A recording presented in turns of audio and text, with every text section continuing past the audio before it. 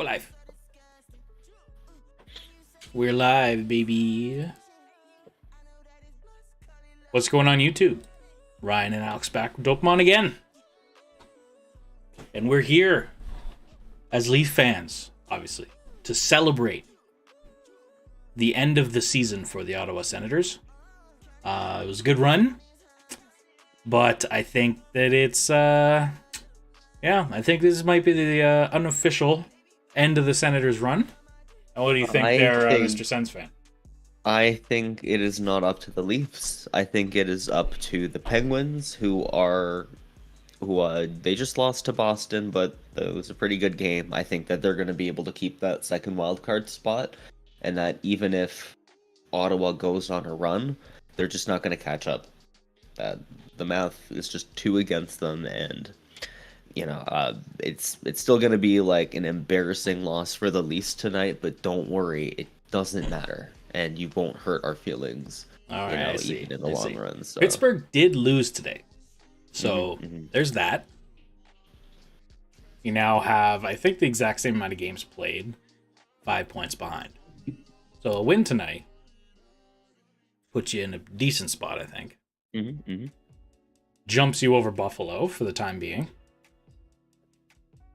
who I think are also playing tonight. Like Philly. It's a little scary, but... Philly playing a few Eastern Conference teams. The Sens just beat them by 4. It was the Flyers got 11 shots shots for. Cam Talbot stopped 7, let in 4. Not a good game for him, and Mad Sogard will be starting tonight for the Senators. I'd hope so. I'm not gonna lie. For the Senators, I hope Matt Sogard is in net. What happened to Dylan Ferguson? Did he go down? Yeah. Why? Mad Sogard is the future. He is the better goalie, and he got a little bit too much put on his shoulders, and I think he had to give him too much. He's don't make him the starter just yet, but he's ready to to play a game now, and he is the future starter. He's the future for Ottawa, so yeah, he should be playing. I agree with you there, for sure. So yeah, if you are joining us, you're tuning in. We're not broadcasting the game, of course, but we are sitting here. We can sit here and watch alongside you guys, hang out, just sit and watch some hockey. I got a drink going on here. We're chilling. We got some overlay stuff going on too, but we can't obviously broadcast the game because we don't have rights. We're not reasonably wealthy. So. We'll just chill. Chill and watch some hockey, man. Below Ryan right now, we have a couple stats. Yeah, nothing right now. As the game goes on. Yeah, nothing at the moment. To the top right of the screen will be the live scorebug, and the bot below me will be basically live stats and who is on the ice, courtesy of NHL Game Center that I'm popping the screen of, but that's free for everybody, so that's no issue. So yeah, that'll update once the game is actually started. We're still a few minutes away here at 7:05 Eastern Standard Time now. We're waiting on puck drop. Going over the 4 University of North Dakota graduates in the Senators lineup right now. Alex, can you name them? Jacob Bernard-Docker, Shane Pinto. You want to finish it? Tyler Clevin, Jake Sanderson. Yes. There you go. They're going over that. A lot of University of North Dakota kids. But you pointed out smartly, I think. The Ottawa?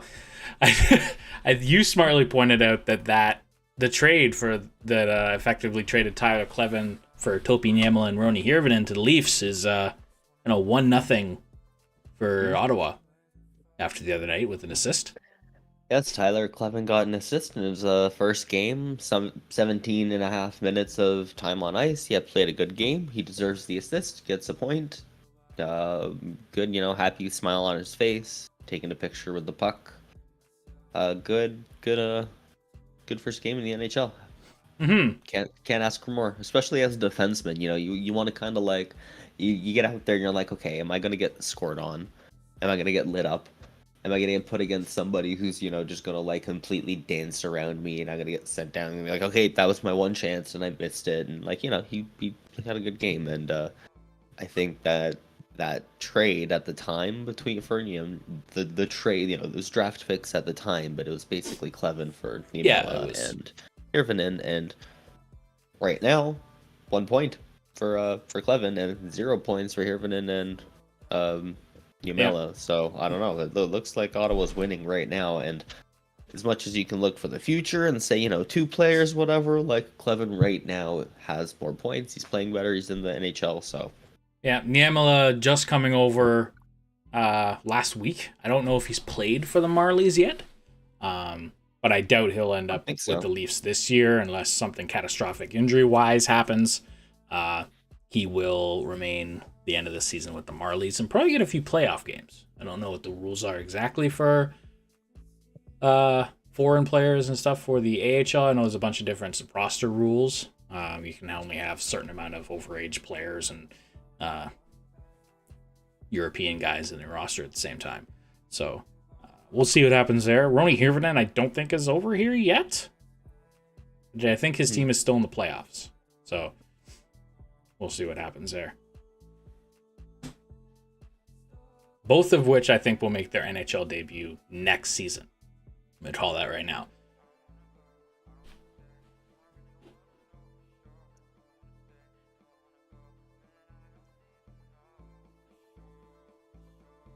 Alex. The NHL website is showing Cam Talbot as the starter tonight.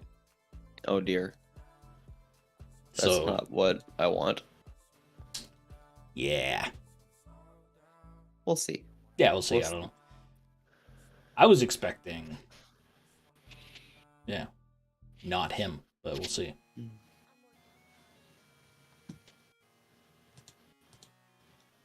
We're about 2 minutes from puck drop here, I think. Yeah, probably 3. One more commercial break, and then we'll be back for puck drop. So, Absolutely. who is starting for the Leafs, Ryan? Goaltending? Yeah. Samsonov, I think. Matt Murray was off first in the, or wasn't off first. He was participating in optional skate this afternoon, and generally what that means is he's not going tonight. But we'll see. Yeah. I don't know. I haven't actually been scrolling through Twitter as much today as I otherwise would be, but we'll see what happens with these guys. Just joining us, thank you for hanging out with us. We're going to chill and watch the game tonight. This isn't a live broadcast of the game, obviously. We don't have the rights to the game, so don't be bamboozled. We're just here. We're chilling. This is a Leafs and Sens kind of rivalry series. Alex and I are chilling. Steve Dangle, where are you? Yes. We don't have the rights. He fortunately does. We do not. We're the little guy here. But yeah, no, we're chilling. We're gonna watch the game. Hopefully you guys chill and hang out with us too. Got some drinks going. We got a Leaf fan. We got a Sens fan here. So this is kind of a Leafs. Here's my comparison. Steve's broadcast is going to be heavily biased against the Leafs. This will not be. I will be, but the broadcast as a whole. Yeah. Alex up here will be able to give us enough Sens takes. And we as hockey fans agree a fair, most of the time we generally agree. And so to have two different, opinions on teams while still agreeing on so much at the same time, I think is a really good contrast here. We get in a lot of, can do a lot of fun, a lot of arguments, a lot of good arguments, a lot of good agreements as well. Absolutely. Been a lot of long conversations. The season series so far? We get 2 wins for Toronto, 1 win for Ottawa. Yep. It's gonna be 2. It'll be tied. I don't even remember what happened last game. I'm not gonna lie. Last time the Sens played, last time these two played each other, what happened? It was like 2 weeks ago, and Ottawa outplayed the Leafs for sure. But the Leafs just have like the firepower, and they really turned it on. And of course, they took it back 5-4. And Oh yeah, it's 5-4 game. Yeah, so we have had a 5-4 Toronto win, a 6-2 Ottawa win, and a 3-2 Toronto win earlier in the season. So every single one of these games that Toronto has won has been close, but Ottawa's beaten the brakes off of this team once. We'll see. Do we play you one more time? Nope, this is it. 4 games. This is how it happens. No. You mean we won't play you in the playoffs? What happened? No, you guys are gonna get beat in the first round when the Sens continue, and then they won't meet. No, you know what? The Leafs will beat the Lightning. The Sens will squeak into that wild card, get an upset, a huge upset on the Boston Bruins, and we're meeting in the second round. All right. I'm glad you have faith. This is the only way that'll happen, but I hope it happens. I'm not gonna lie. I don't want to play the Bruins. I'd much rather play the Senators, and they've kicked the crap out of us a little bit over the last couple of years, and I don't care because I don't want anything to do with the Bruins. No one does. If you say you do, one thing is for lying. sure. One thing is for sure, it's going to be a hell of a path to the cup for any team. This is going to be an insane playoff. You know, sometimes you see not a team that doesn't deserve to be there, but like teams that kind of get smoked. You know, like they get in and they get like swept in the first round. It's like, okay, you know, maybe they weren't, really a playoff team, and there's always a team outside the playoffs that probably deserves it. And I feel like this is going to be a really good playoffs with a lot of really highly competitive teams that are itching to get in there, and no team is going to look like, kind of soft. Or the East is an absolute battle, dude. Oh my god. There we go. There's that up.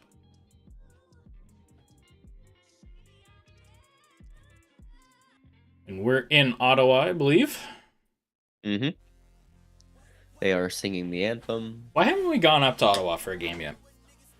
Because we have dear friends in Ottawa, and if we're going to be there, out that far, we're just going to be chilling with friends. I guess. We could take them with us, though. Mm-hmm. That's also possible. Mm-hmm. One day. Yeah. I think we were actually planning on doing that, low-key, and then the pandemic happened. Remember that. Oh, yeah. In 2019 or whatever. Yeah.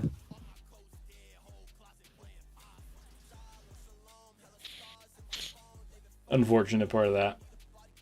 And of course, when we go see a hockey game together, we will, have our own little kind of not live stream, but like little video recap of us going. Yeah, we do some sort of a pseudo vlog, but haven't done one of those in a while. What gives? Of course, we've gone to a couple OHL games. We're huge fans of the Guelph Storm. Go check those out. And we're happening here. Some Puck NHL drop is games. happening. And it does look like Matt Sogard in net, so crisis averted. Yes. Samsonov for the Leafs. Samsonov 24-9-4 with .913 save percentage on the air. That's as solid as I think we could have asked for from him. And Mad Sogard, big boy, 6'7", 5'2", with an .894 save percentage. Yeah, that's the past okay. few He's pretty games, young still. Past few games he hasn't been great, but I think that he had a little bit too much of the weight put on his shoulders. Wasn't exactly ready for it. Kind of got shaky. 2 starts in a row, had a couple 4 or 5 goals against, but you know what? He had a little bit of a break, kind of in a backup role. Ken Talbot wasn't so great yesterday. I think he's gonna come in refreshed and play amazing tonight. And puck trap. And it's on. Got Went for the Marner, Leafs. Yarncroc, and Matthews for the Leafs here.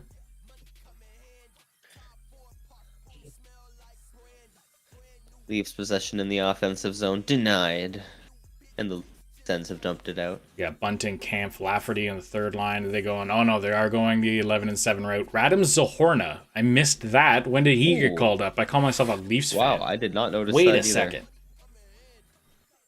I thought I heard something about him being called up, but I had no idea he was playing this game. So that's interesting. We have a Leafs debut. That's kind of sick. Offside. Sens lineup: Brady, Stutz, and Claude. Brinkett, Pinto, and Batherson. And I don't know anymore because Joseph, the Greg, broadcast and stopped. Gambrell. And then Kastelik with I forget the lines. Joseph, Greg, and Gambrell. And then Brown, Patrick Kostelik, Brown, and Watson. Sanderson with Zub. Solid. Brandstrom with Bernard Docker. And Clevin with Nick Holden. There is nobody on this defense. Oh my lord. Shabbat and Chikrin Where's are the injured. experience? Hamonic is injured. 2 days ago, both Broussard and Hamonic were injured. Of course, Hamonic kind of just fell funny when he got hit, but Broussard he pulled something in his leg when he kind of fell funny in front of the net. Painful injury. Gonna obviously miss the rest of the season. I think he just had surgery too, so it looks good, his recovery, but as far as his, season goes, him in Ottawa, he's had a really good season in Ottawa, being like a second, third line, middle six center. And I think he'll be back next year. He'll definitely re-sign if he comes back from this kind of an injury, but that's it. Yeah, that's too bad, but they get their kids in the lineup here. I think that's pretty solid for a team that's trying to grow anyway, and if they make the playoffs, then they make the playoffs. If not, which is more likely at this point in the season, all good too. And whoa, we have a chance. Brinkett throws it in front. Batherson denied by Samsonov. Little pressure here by the Senators out the gate. That was borderline cross-check, but that's all right. We're going to continue. Willie crossed the red line, dumps in. Ottawa's strategy seems to be being physical in front of the opposing net. This line's going to get a cycle going. Back to the point to Riley. Dumps back in. More cyclage. Nylander holding on to it. Throwing the puck around. Zach Aston Reese in the corner here now. So we're mid-change. Riley's behind the red line here, as he often is. Looking for a lane. And he gets a shot off. There's Radim Zahorna, big number 53 for the Leafs.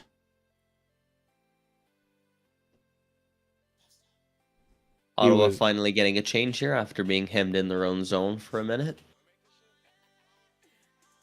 I believe Radim Zahorna was traded from Calgary for Dryden Hunt. He was, yeah. If I remember correctly. Zub getting the Zub. The Zub.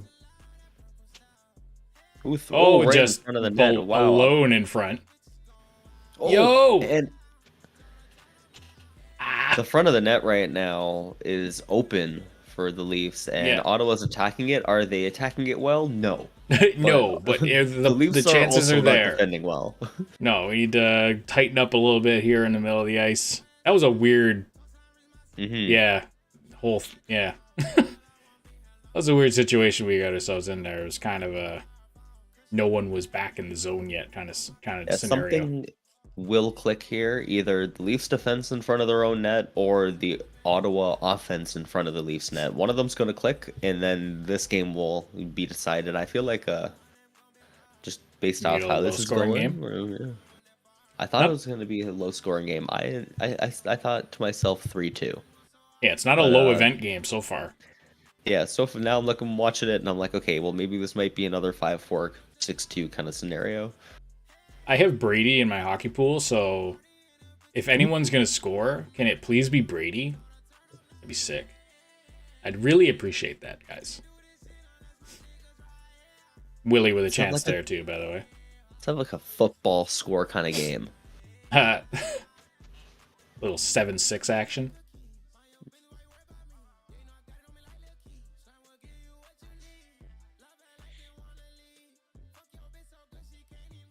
Oh, shots are 2-2. Big action the first 4 minutes. In front of both nets. Both ends of the ice here. I think the Sens have gotten a little bit better, a couple chances in front of the net, but Leafs too. They've gotten some two good shots on Sogard, and both teams looking like they could kind of take it here. No, neither team really looking like they're coming out of the gate cold. They're both hot. They're both ready. Seem to be skating well, yeah. Mm-hmm. Now it's just about, which one's going to find the groove, and first, I think, which one's going to make all the ticks tack, and... The what? The ticks tack, The ticks tack? Yeah. That's a saying.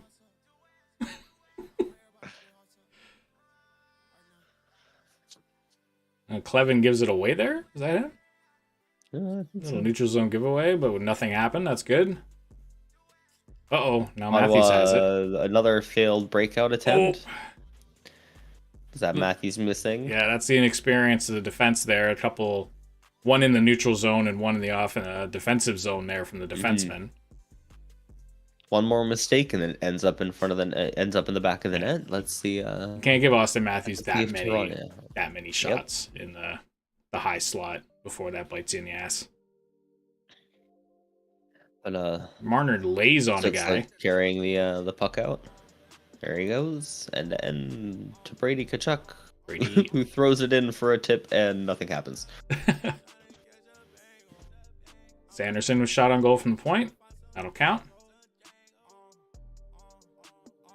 Ooh.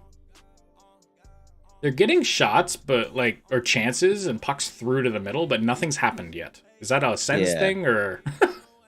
No, that's just a Leafs thing. Hockey thing, Hockey's a game of inches and bounces and tight, squeezes, and sometimes you just happen to fan on a puck 4 or 5 times in a row.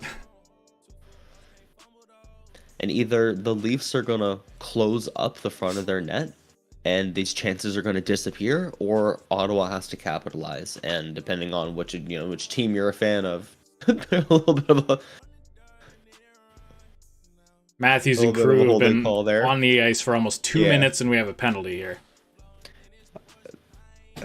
The Yarn Croak holding, I'm not sure which Ottawa player is holding, but... One of those, it'll be a penalty or a goal kind of situations, the only way that could have ended. Oh, Shen. Shen with the hold. All right. On Timmy Stutzla? I don't know about that. Something else. No, that was just a clean hit. I think they were just replaying a hit there. Yeah, if that was the penalty, then I have questions. No, there's in the other corner. I guess it was Shen holding, I think, an Ottawa player up. The play had already gone. The puck had already gone, and he was still holding them up.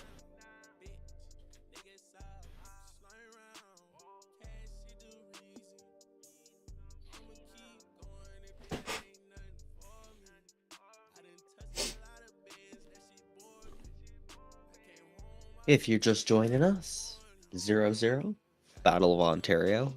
Hot game so far. But still 0-0, game's open. Yeah, teams are getting their chances right off the gate. Right out of the gate here. Teams are getting their chances. Shots are 4-2 for the Senators, despite what the scoreboard says in our thing. We're waiting for that to update it. I guess Sportsnet a little behind. And that's the theme of the night so far. We got 4 other games going on right now, all 0-0. Carolina actually just scored. First game of the night. First goal of the night across the NHL. For the night games. Big hockey night. Oh, right. I forgot. And just at 7 o'clock starts. You got a lot for of the night games. We got a 1-0 in Carolina, but it is 0-0 across the board. Otherwise, it's Florida at Columbus, Islanders at Tampa, which is an interesting game, and Toronto, Ottawa, Buffalo, Philly as well. Is the other one.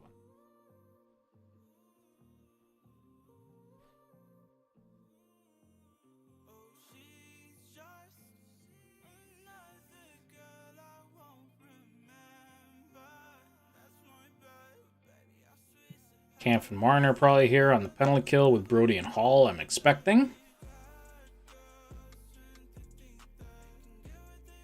That's exactly what I see.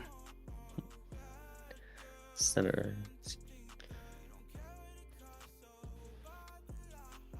Ooh. Sanderson at the blue line. Big shot. Ooh. Big rebound, too. And we're cleared. He's 6th ranked power play in the league. That's a lot higher than I thought Ottawa was. Yep, Ottawa, that's the one thing that's really kept them this year is that their power play has been clicking. And at times it's been like the big thing for them that's, helped them win a few games and kept them to be, in wild card playoff contention. And going forward, I think that's a good sign. They have only one or two kind of like adjustments really to the team, I think, to becoming like, one of them, a bona fide playoff team.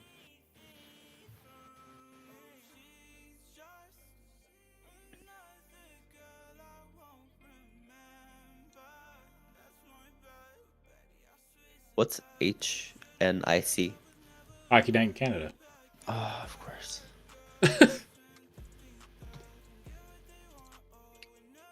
Bruh.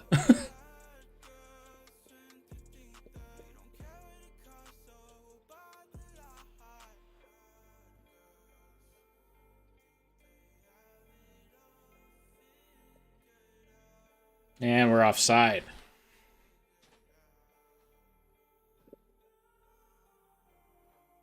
Seth's not as good with the legs tonight. He's looking sharp so far. Sammy's on it when he's not swimming. So one of those goalies. So you can kind of tell when he has his game and when he doesn't really early. And so far, looks solid.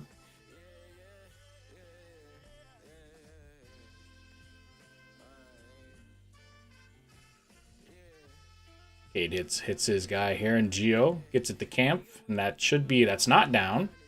Should have been down. Ottawa's able to continue on here.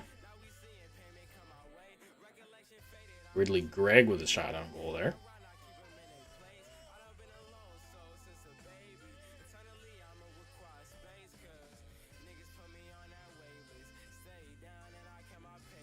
Ottawa still has it here, able to get it through this. The net is off the of its moorings. I don't know what happened there.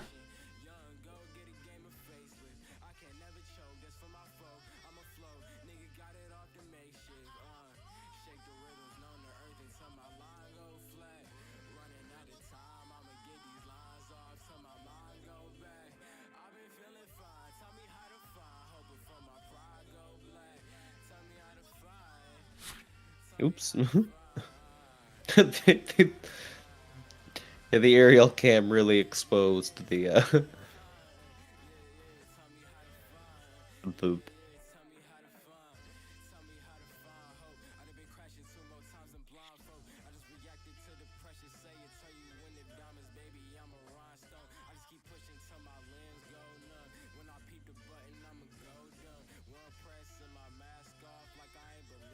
And we're going to kill the penalty here. 1 second left. Oh, possible break. Nope. That's happened a couple times the last few Leaf games where guys have been flying out of the box and the power plays and gotten a couple chances on that recently. For chances for or against? For, sorry. When they're coming out of the box. Mm-hmm.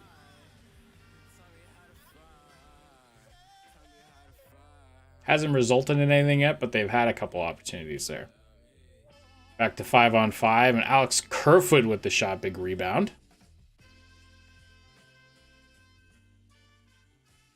Back into the zone here. We're going to try to get some sustained pressure after that power play. Shots are a little lopsided right now, as per the power play, but that's all right. Forrest back to the point. Jake McCabe with the shot, and Sam Sogard swallows that puck. Good. He's given up just a couple rebounds. A little too juicy for me, for my liking. Mm-hmm. I'm glad he swallowed that one up. It's a lot of the the MO when facing big goalies is get it into their feet, because then they have to use their legs a little bit, and they have to be a little athletic, and a lot of tall goalies aren't as athletic as someone who's 6 or 6'1".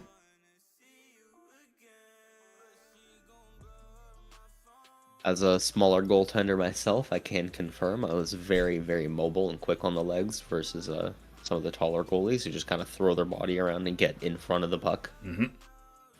Yeah, that was more me. Matthews here on the ice with Bunts and Yarncroke after the power play. Brady Tkachuk in now. He's going to hold it, waiting for help a little bit, I think, there. Samsonov is out to play the puck, but Brady is after him. I don't quite know if Samsonov knew Brady Tkachuk was there. Well, sneaky play by Brady there to stick lift on a goalie. Yeah, I imagine. If he pulled that off, that'd be probably a one that you'd never stop seeing. Yeah, that would be a highlight or a misplay of the day or whatever you want to call it. That'd be a tough one. Adam Zahorna back there. Takes a hit. Zach Aston Reese on the forecheck. Seems what the Leafs want to do here is get pucks in deep with this young Sens defense and force them to make a mistake, I think, is the plan. Mm-hmm. Force a turnover on the breakout too. They're checking really hard. See Giordano sitting there right at the hash marks. Like he knows that he's waiting for the Sens to miss, right here. They can't connect the breakout pass. It's been a little bit of a theme here tonight for them. The D aren't connecting those passes, and Leafs are going to take advantage. They're a team that thrives on offensive zone possession, and doing exactly that, denying your breakout and then turning it around, keeping your D in on the ice for a minute and a half, 2 minutes, and then exhausting them and scoring. Tap the banner to discover Tic Tac Mints. Streaming now on Spotify. Johnny T dumping it in.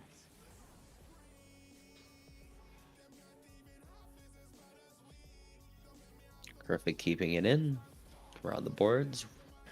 Riley deep. Willie battling. And that's going to get out. A little mini 3-on-2 here at the red line. Could turn into something. Ooh. Pinto couldn't get it to... Is that Batherson streaking to the net? I don't know. It was, yep.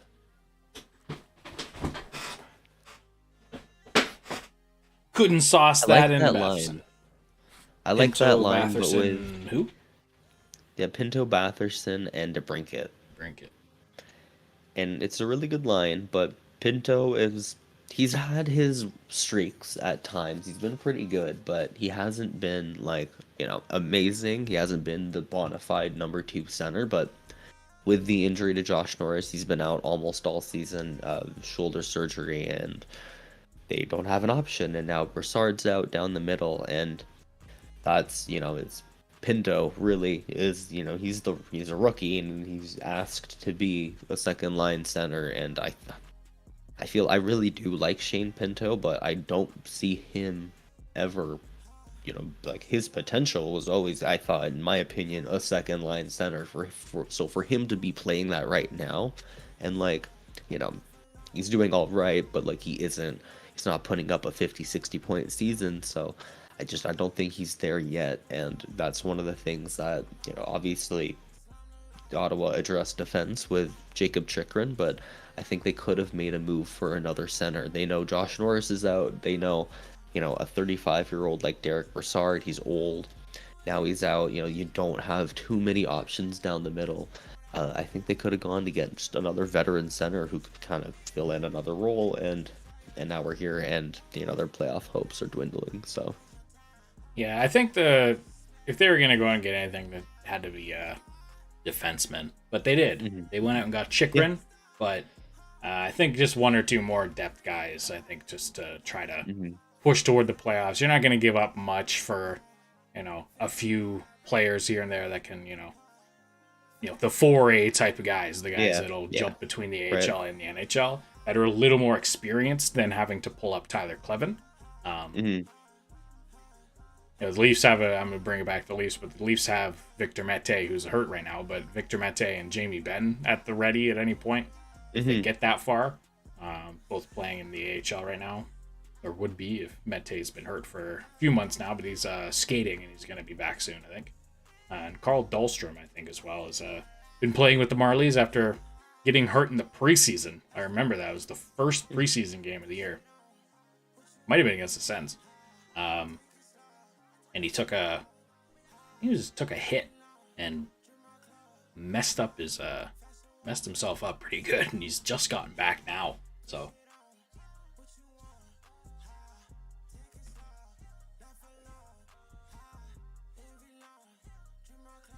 if you're gonna have depth at any position, it's got to be defense. Defense and center. Defense center. Yeah.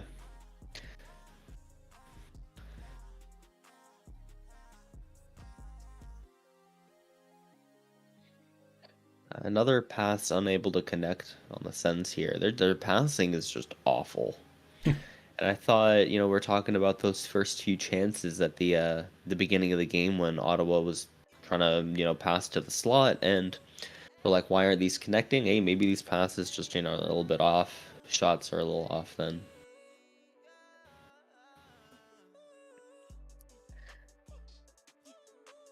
Oh, big save by Samsonov again. And then Brady just leaves after. He's just like, that's it. I'm done. I give up, boys. That's it. Yeah, I gave it my all. That was all. That was it. Matthews coming in here now. Loses it, but gets it back. All over him. Yarncrook behind the net to Marner. He's going to hold on to as what I was talking about. Shane down. Pinto here is, he was the center that's checking Austin Matthews here, and it's a tough game to play, in a rookie season, and for a guy like Pinto to be like, yeah, do it. Like, that's just, really high. Go up against Austin Matthews. And while I think he's playing it and he's doing it, he's just not thriving, and... Do you see Pinto as more of a winger, or is he a centerman? He's a good center. Yeah. But yeah, you're right. He is a rookie. He makes some mistakes here. Yeah, Ottawa can't break out of their zone properly right now, and we're back down into their zone. They get it out, but it's just chopped out. All this is gonna go all the way for icing this time. Samsonov watching that. Yeah. And shots 9-4 right now don't really illustrate the time on ice and possession. Initially, first 5-6 minutes, it was definitely leaning a little bit towards the Senators, but ever since then, the Leafs have really kind of found their forechecking game. They've had the Sens in a lot, who haven't been able to get the puck out, and I think he might have got 3 or 4 shots on the power play too. So, otherwise, it's a pretty even game, low event through the middle of this game, the first period anyway.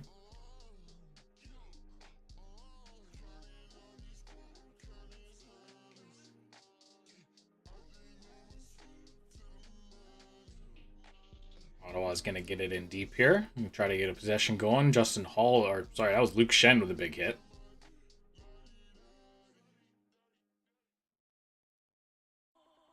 Leads the NHL in hits. I think still. That's going to be an icing on the Leafs. I get why, too. Luke Shen was paired with Quinn Hughes, so he's getting a lot of minutes in a very defensive checking role, so he was just bound to be at least top 5. He's a physical player, so kind of crazy that he's on this team. I know. It hasn't sunk in for me yet. Don't worry, when they lose in the first round, it will. That is 2-time Stanley Cup champion Luke Shen you're speaking to. How many with the Leafs? None. Aha. Got me there. EJ Brody dancing. That Showing the looked moves. offside. Yeah, okay. That was a little, a couple 5 That was a feet couple off. steps. That was a couple steps off. That's all right. Who can blame him for trying? Yeah. That's been a very tight game still. Despite Ottawa not being able to get the puck out, I'd say it's not for a lack of effort. You know, they turn it over and then they're still on you, and they're making, you know, the second chances here tough for the Leafs. So Shots are 9-4, I believe. Mhm. Pretty chill right now, I think. Oh, I just got an update. Tampa Bay opens the scoring in the Tampa New York Islander game. Florida is up 2-0 on Columbus, and yet 1. Carolina's still up 1-0 on Montreal. On the out of town scoreboard. So we're hoping for the Sens' sake that the Lightning beat the Islanders. And that Philly beats Buffalo. and that Columbus comes back from a 2-goal deficit Oh, to and beat Florida. the Panthers. That's right. Pittsburgh's already lost. Columbus was going to be a tough ask, regardless. Mhm. That was going to be a tough ask. That's that might why- be easy too.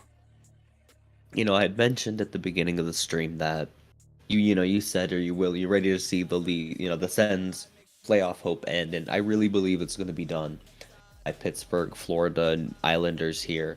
One of them just taking the man, just winning games, and Ottawa running out of time on the season.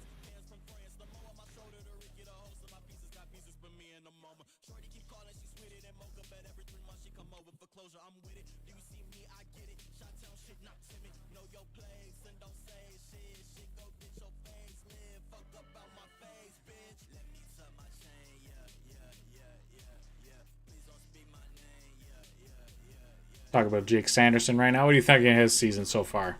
Is he going to get any Rookie of the Year voting, you think? Nomination? Leading, I think he'll get the lots of nomination. He played 27 minutes last night. Wow. My prediction at the beginning of the season was that he would be, like a candidate for it. I think so. He might be one of my nominations at this point. I'm not going to lie. It's Played really, hard really as a well this D. season. It's tough It really as a D. is hard as a D to because you're not the one scoring. It's hard to judge, and especially when a guy like Sanderson, he's a two-way guy. He's good in his own zone. He can make a pass, but he's not like a lightning offensive dynamo like Kale McCarr or something. He's not gonna come out and put up 60, 70 points in his rookie season. So it's really hard to judge defensively. I think, how can, you get a Rookie of the Year as a defensive defenseman? We don't even have awards for that kind of stuff, so I think it's overlooked. Not that it's not easy to judge. I think we can value it very easily, but the general consensus when we're discussing the Calder Trophy, that points are such a huge factor. So I don't think his defensive game is going to come into play. Good point. Definitely under. There's no defensive defenseman trophy, which I think is stupid. I think that's one they have to add. Yeah, it's the Chris Phillips Award. The Chris Phillips Award. Not a guy that's gonna blow you away, but the best defensive defenseman in the NHL, won every year by Jacob Slavin. Yes. They have the best defensive forward. Why don't they have the best defensive defenseman? Defense is more important for a defenseman. Why are we being yes, the forward who's the best at D? Why not the defense who's best at defense? Yeah. It's in the name. It's in the name. Nothing's happened here in a few minutes. We're getting little bit of back and forth in the neutral zone and dump-ins. Shots are still 9-4, but just under 2 minutes left here in the first. Yeah, neither team's really been able to maintain possession in the offensive zone. Both teams, they've had their shots, their chances, but Sens more early. The Leafs, I feel like they've done a good job at forcing the forecheck, but not converting on anything. I think we've seen one shot by Matthews on a turnover that was like the real danger shot of the period for the Leafs, and the Sens have had one or two chances that are danger chances, but really it hasn't been anything kind of a high event, but nothing to show for it. Period. Not even a lot of shots to show for it. Now the 14th shot of the period. Ashley Dopamon is back. Yes, we are. We're chilling. Watching some Hockey Night in Canada action with you tonight. Hopefully you're watching at home as well. That's a chance at the end of the period that I don't like, and someone just took a header. Holy crap.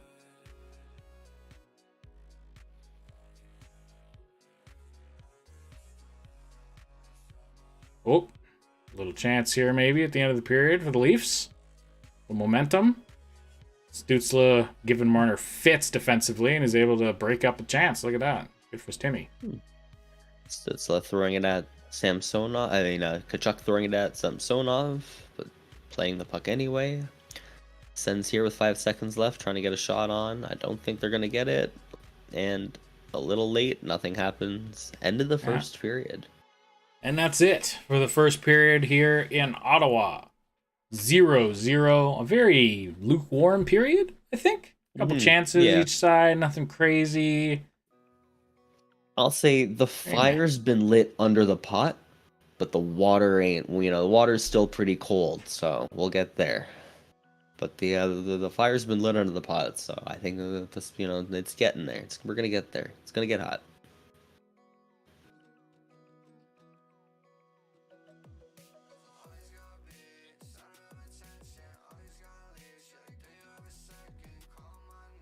So yeah, we're here.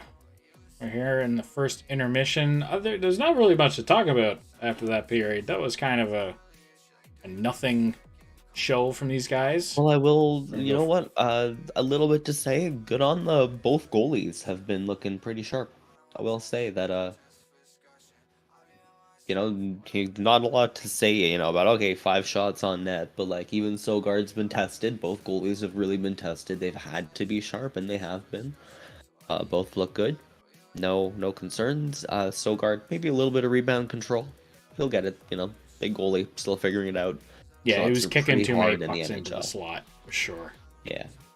In the NHL, the shots are hard. They're fast. It comes at you, and you have to learn how to manage that kind of weight, and I think he'll get it eventually. He's getting it. He'll figure it out, and we'll see.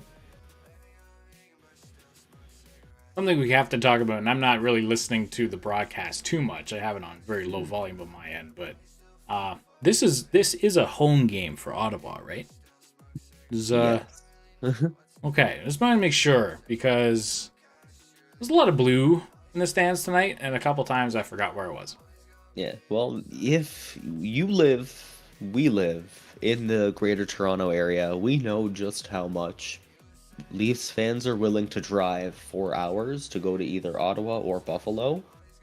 The thing is, when you go to Buffalo games and you're watching Buffalo games, Leafs jerseys don't stand out as being blue, as that's the away team's jersey. So you don't really look at another nearby team, and it's just a lot of Leafs fans who are willing to drive that far.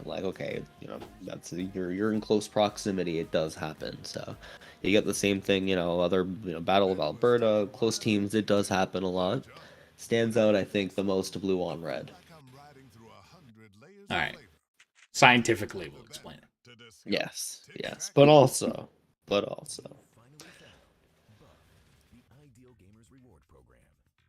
I think, there could be more incentive to building, the Ottawa Senators. I think that, more people in Ottawa should go to Ottawa games. Well, the thing is, I am a Sens fan, but it's not my home team. I live in the GTA. I'm from Toronto, so I don't really have any personal opinion on how the Ottawa Senators can really build themselves in Ottawa, because I am from Toronto, where the Toronto Maple Leafs are pretty well established in the city, I believe. They're pretty well established across the planet as one of the hockey teams. So What's kind of an out of all the funny April Fool's nonsense that was happening on Twitter today in the NHL, the best one I've seen was buddy retweeted a tweet from Darren Dreger from 2010. Went all the way back, and all it says is Nylander on waivers. And he's like, no way.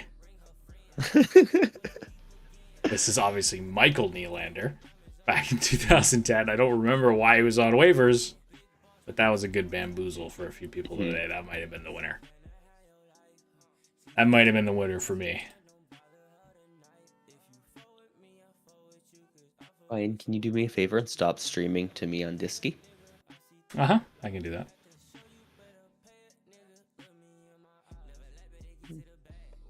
Done. Thank you. Am I destroying your laptop? Yes. I have a fire extinguisher in the corner of the room, and it's half empty because we've done this too many times. Yeah. There's a struggle happening over there. When are you getting a new computer? What goes? How goes? We have not made enough ad revenue for me to afford one. We are getting there. Remember to hit like and subscribe, yes, so we can deliver way better content to you, the fans. Yes, and Alex hopefully one day not have a computer that sets on fire every time he goes live.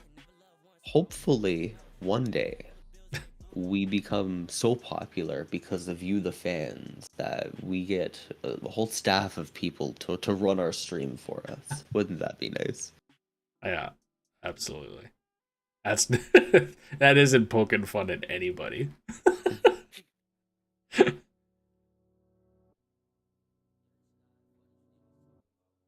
Claude Giroux this year has 29 goals for the Sens. He is having a career year. He's loving it in Ottawa. He's having a good time. He's just an old guy chilling in his hometown playing hockey, He's kind of it reminds me of a hockey movie. He's the old guy who came back to town and he's all good at the game. He doesn't show it, and then he puts up a great score and he's leading the team to victory. And okay, yeah, cheesy ass shit. He's one goal away from 30. That's right. Most he's had in a long, long time. His career high is 34. Yep. He's only scored 30 one other time in his career, and he's at 29 as a 35-year-old in Ottawa. That's pretty solid. It's a pretty solid year from Claude Giroux here. Just looking at the Ottawa Senators HockeyDB stats page here. How's Zaitsev doing in Chicago? It's happening. He's got 1 goal and is a -7 in 14 games. Nice. That was They got rid of they cleared him. That was whew. Yeah, that was a yikes. My contract. They've used 6 goaltenders. That's a lot. Mm-hmm. Did you know that the Ottawa Senators have used exactly 420 goaltenders in the past decade? You're lying to me. April Fools. Haha, gotcha. Oh, that was not it. They've used a lot of goaltenders though. No, I forget what the actual stat was. I saw it a couple games ago. There was it was 128 or something goalies in the past 10 years. It was actually ridiculous how many it was in the past 10 years. I could probably find that out.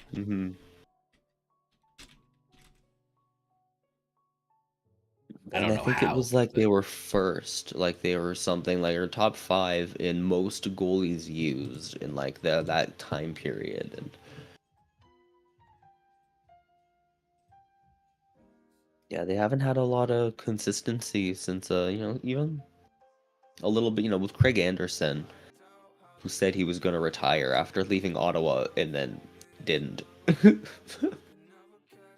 Like, they haven't really had a lot of consistency, and even to like find a backup for him, I feel like they didn't really handle, Leonard. They had, they gave up Leonard, they gave up Bishop, they gave up Philip Gustafson for Cam Talbot, which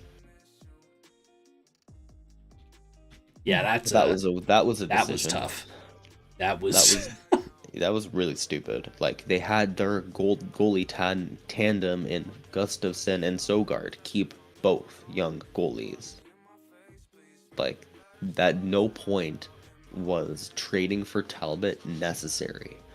Like this it was young. They had just they just got DeBrincat. They're doing like the retool. They didn't need to let's go get a good goalie. They could have waited 20 games into the year and been like, whoa, like Gustafson is amazing, and then Sogard easily back him up for something, or I think they really jumped the gun, and I've never liked Cam Talbot since 2018-19. The Ottawa Senators have used 13 different goaltenders. Can you name them all? No. Why not? Anderson, Condon, Gustafson, Sogard, Talbot, Forsberg.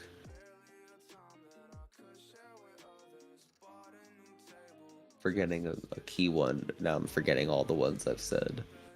I wrote them down. You said Anderson, Condon, Gustafson, Sogard, Talbot, Forsberg.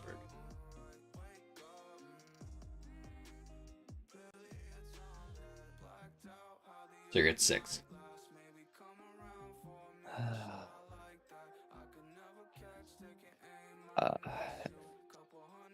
Magnus Hellberg, is that his name? Yeah. Yeah. I was just blanking on his name. Little blonde guy. Nope. That was it. That's it. 7. You're not even getting all the ones from this season. Yeah. We had Dylan. Yeah. Okay. I don't care. We gotta add Joey Decord to that list. Oh yeah, Decord.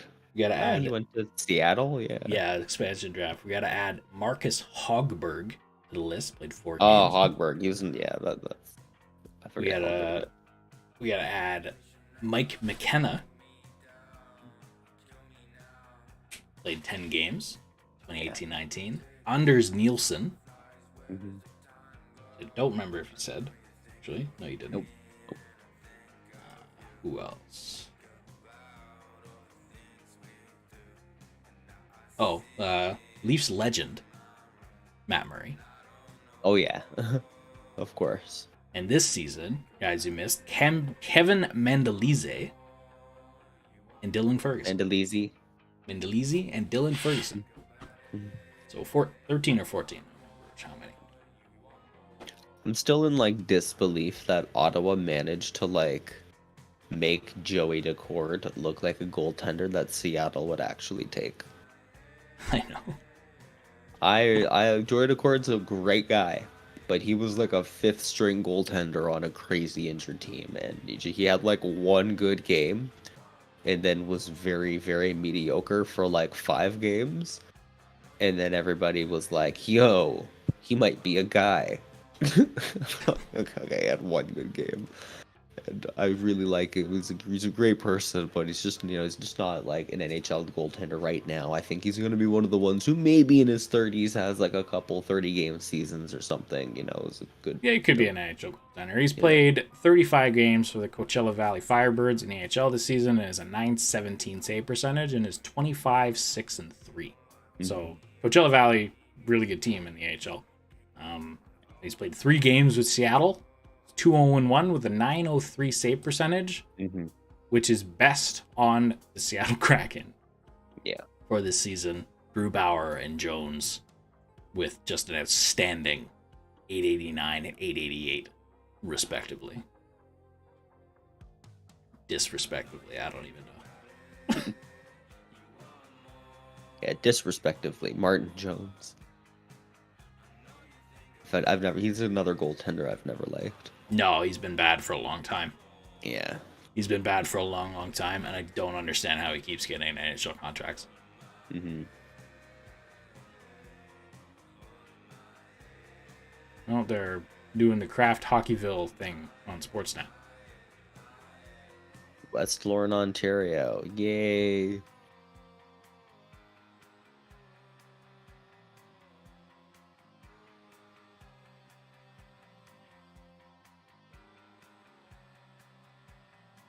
I love them sports. Right. I get they're happy. It's just they seem a little like wild. Damn kids. Calm down. West Lorne, Ontario. I love sports too. Sports are dope. Sports are dope. West Lorne, I don't know where West Lorne is. I love them lie. sports. I'm from Ontario. Oh, yeah. I don't know where West Lorne is. I'm assuming that it's west. Do you think it's west of East Lorne? Oh my god, it's east of Ferndale, Ryan. Aren't you? There's no East Lorne, guys. There is no East Lorne. That's exactly where I thought it was. About half hour. Yeah, it's like St. southwest Thomas. of London. Or yeah, London, sorry. Or no, St. Thomas is over here. Yeah. 25 minutes southwest of St. Thomas. There you go. Is that far? It's near Rodney. Don't you know Rodney? Yeah, Campbellton and Dutton and Wallacestown and Daytona Beach, but Duttona. Daytona. That's hilarious. Don't come to Ontario. You'll just get confused. Yo, the amount of nonsense town names, but not even nonsense, just like recycled town names. Like there's a Paris, Ontario. There's a New Scotland and a New Glasgow, Ontario. There's a...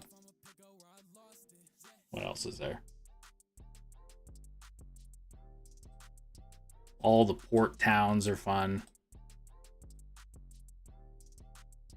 Oh, what was the meme? It was I can't even remember now, but like if you want to go can't on afford a trip to Europe. Yeah, if you can't afford a trip to Europe, go on Ontario, and it was like Paris, Rome, London. Yeah. Naples, all of which are towns in Ontario. Congrats to West Lorne, though. That's cool for them.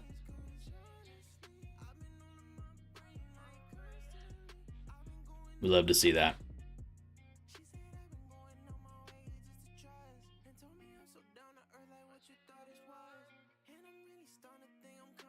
We'll have like random amazing names. Like there's a town in Ontario called Donnybrook. Donnybrook? You're joking. You're actually lying. Donnybrook, Ontario. Google it. It's a little farm, like intersection. It's not really like, a town, but A Donnybrook is a hockey slang term for a fight. Yeah. I thought it was a punch. Or it's like having a Donnybrook is like, yeah, Donnybrook, Ontario. Oh my god. Right next to Prosperity. Yeah, it's actually over here. That's all right. Why did I know that Donnybrook was a town? Is that the name of the brook that runs? There's a brook that runs through it. Is that the name of the brook? It's still cheering in West Lorne. Like, I get it, guys, but like... Shout out Donnybrook, honestly.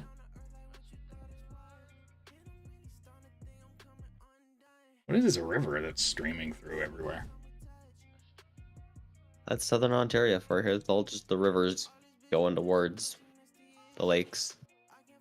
Little peaks of, Niagara Escarpment or Oak Ridges Moraine. Weird deposits of stuff or weird ancient lake beds. You ever just get lost in river systems? This is fun. I love looking at like floodplain maps and stuff, and being like, yeah, we're all like, especially when we're looking at the city of Toronto, and that so many of like the native rivers were dammed up and either completely destroyed and or diverted, but a lot of them exist today as like reservoirs and like sewer systems that have like were once rivers that we just said, screw it, the land already exists this way, let's just let that be our water system. And Taylor Blunt, rude. Get banned, loser. Get we banned in the have chat. no disrespectful comments in the comment Chat section, rules, please. baby. Weirdos is offensive Actual because offense. I am a normalo and Get banned from the I'm group an chat. I am an LMNO, 20 and years I am dungeon. not okay with this. That is okay. Nerds is an okay term. I will take it. Second period's about to start here. Back to hockey. We're talking about fucking river systems. Maybe we are weirdos. I don't know. Yeah, It's also true. It's up in the air. Especially when it comes to hockey. Oh, hell yeah. If Oh, anything, one thing's for sure. Huh? One thing's for sure. One thing's for sure. We are hockey nerds. Mm-hmm. Hockey somethings. About 30 seconds into the second period here. They fixed the shot clock. Apparently now it's 10-5, even though we've just started the period. Yeah. So we've added a couple extra shots here. Yeah, there is like a team. Ooh.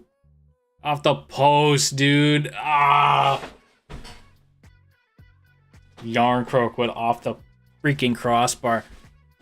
I forgot I was making a project for you guys. Yeah, we're waiting. What gives? You're still there, Alex? You good? Yep. I think my stream's a little ahead of yours. I'm at 1855. Oh, I hit live here. Oh, yeah. Okay, yeah, I was a little behind. I gotta hit back to live every once in a while. Mm.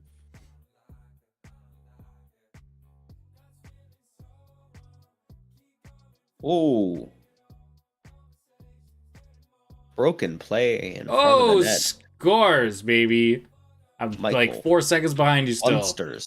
Michael Bunting opens the scoring for Toronto. Let's go, baby. Little broken play in front of the net. This is where we were talking about earlier in the first period. Ottawa was not able to find any control of the puck in their own net, and more of that, just a bouncing puck. Can't find it. Who tried to and bat the puck Bunting down there with spins his around. hand? Yeah, Holden tried to Oh, it was smack Holden. it, but that didn't work. Holden's been pretty good as a defensive defenseman, but it is his time to retire. I think he's getting too old there in the late 30s. And Any free sites to watch this? Yeah, there's free sites. I have too many things on the go, Alex. You want to message yeah, Blunt the site? Yeah, it's a link to our YouTube channel. Aha! Got him. Yeah. Tricked.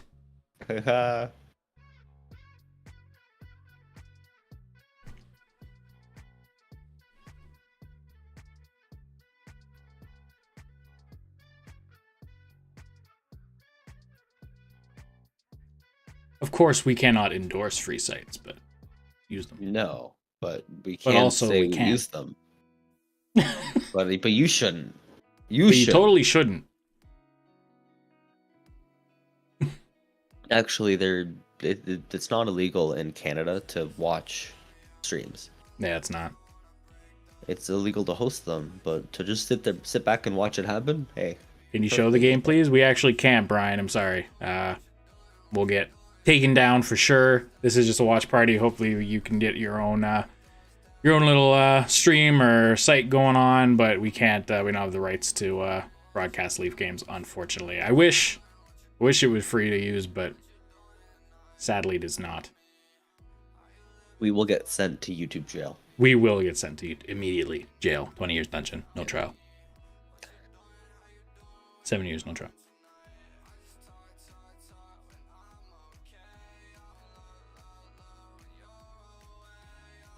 you're just joining, thank you for joining us. We're chilling here, watching a Leaf game. Leafs beating the Ottawa Senators currently.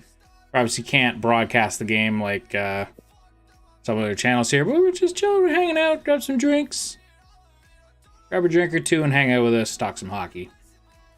Yes, it would cost millions of dollars to afford the rights to broadcast this, and we do not have that. If you want to give us millions of dollars, Could you imagine if some like put that out small there. company bought like a major sports rights and were just like broadcasting on YouTube? That'd be fun. Yeah. It'd be hilarious. For 2 seconds, then it would be annoying. D to D here to Shen. It's been all Leafs this period. Ooh, great cross crease pass. Sogard completely lost where it was, even if I think he made the stop there. Yeah. You're just like 2 seconds ahead of me. That's okay. Call it out. Pause. I have no problems. There.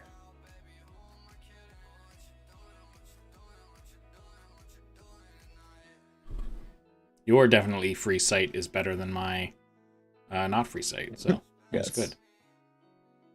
Ooh, Stutzla, little dance, trying to dance his way in, can't. Loses it, Lilgren with the breakout pass.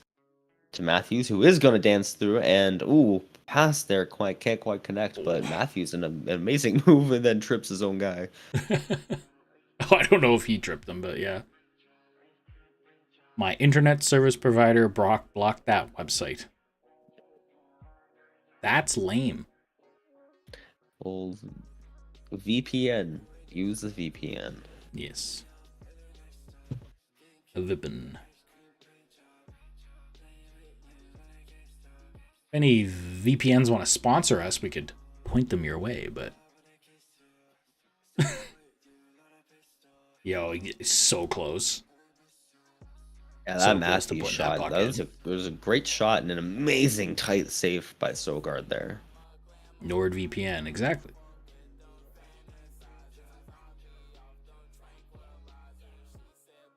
Leafs with their first power play of the evening.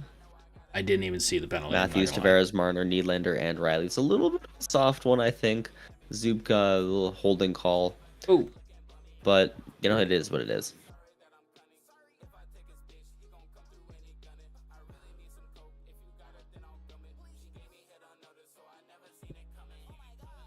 Florida just went up 4-0 on Columbus.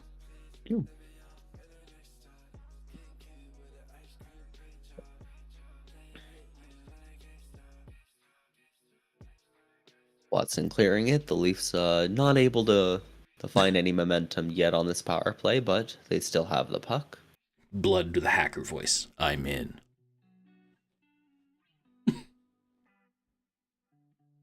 Nylander, high slot, passing it. Oh. Matthews not able to get the backhand off. Sens are doing a Matthews pretty good and job another of shot. clogging up the lanes here a little bit in the offensive Yeah. zone. Oh. A lot of movement on this power play. You gotta like to see that. Big slap shot from the point by Matthews. Can't connect. Or able to receive here. Another shot Still by possession. Matthews. Oh. He is feeling it. Yeah, Matthews is buzzing this period. His whole power play is pretty good so far. We just need to finish it off here. The past 30 seconds, they've been in control. They've been all possession, all them. They've been moving the puck well. Credit to the Senators too. They've been getting in the right lanes, making sure the Sogards had an easy job. Clear here with 15 seconds left. 3-on-1 looking like. What's and happening here? big shot. And it missed. Matthew Joseph missing the net there. Good chance. Probably should have passed it, but I think he felt confident in a shot. Stood slow on the ice, going down the middle. Taking a chance there too, because you're shooting on a guy who hasn't seen any pucks all period, and Yeah. yeah, it could sneak one by a guy in that situation, but no go. Holden, what's that? Almost losing it in his own end, giving Sogard a scare there. Did Holden get called for Holden earlier? Holden was Holden? Was he Holden? No. That's Holden lame. was. He did not hold. He was not holding the puck. He was trying to knock it down. Ah. No, who got the penalty? Was it Holden? No, it was Dube. Oh, it was Holden. It was a good shot by Joseph, though. They're showing the replay. I Oh, think he saw the just lane. took- He saw daylight. Yeah, just gets a little bit of the ref's helmet comes out of Yeah. nowhere and gets in front of the replay, but just gets a little bit of that shoulder. And looking back at it now, I'm like, I don't blame him for trying to take that shot. He saw daylight. No, not at all. More And than then enough daylight. Samsonov said no. More than enough daylight there, but it was a 3-on-1, so I think you at least need 1 or 2 passes there. Mm-hmm. Ooh. Where's the puck? Ooh, I thought that went in for a And it second. fell. It bounced like off the back of the net. I thought it went in. Mm-hmm. Me too. That was it's like, oh, it's in. Because that's the kind of stuff that you expect in a Leaf Sens game, that kind of goal where, there's all this passing and shooting and broken plays and stuff happening, but then somebody throws the puck at the net and everybody's like, oh, whoo, falls behind the goalie and ends up in the net. Yeah, Taylor, it is very, very dark here, as you can see behind Alex. We have no daylight. Southern Ontario. Got nothing. Buffalo up 3-1 on Philly. That sucks for you. Tampa Bay up 2-0 on the Islanders. On our out-of-town scoreboards. We should have an out-of-town scoreboard for next time we do this. Gotta get that I'll vitamin make a D. little box in the corner that we can... Give you some vitamin D. Tell you what.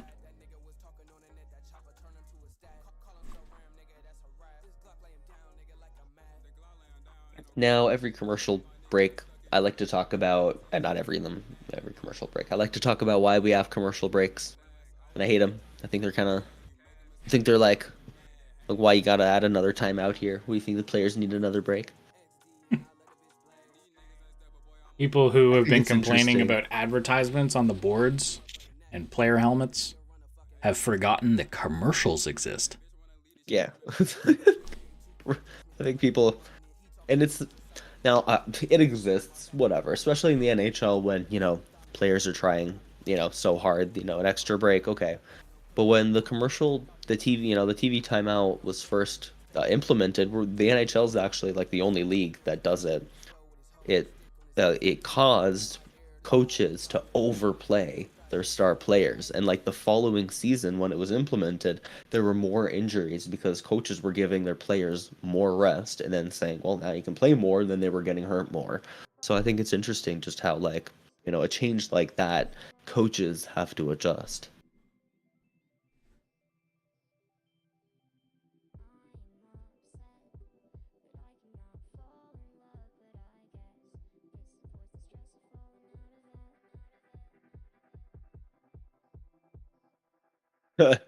They're showing a DeBrincat here. He completely lost his skate blade, hobbling over to the bench. And Pinto trying to forechecking hard here, trying to force a turnover and can't. Leaves with a getting the puck in deep.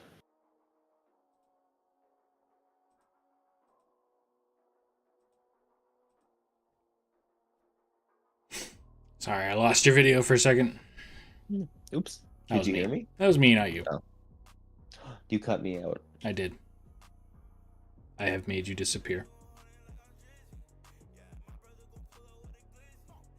Oop. It just crashes into the boards. Yo, great edge work, Showing honestly, to DeBrincat, get yeah. back. Oh yeah.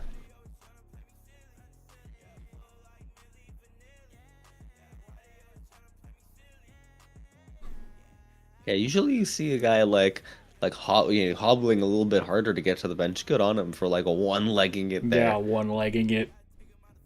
Kind of using that momentum to push. Sends with a defensive zone face-off win, but again, not able to control the puck in their own zone. Sanderson, though, now with it. Good pass. Ooh, good pass.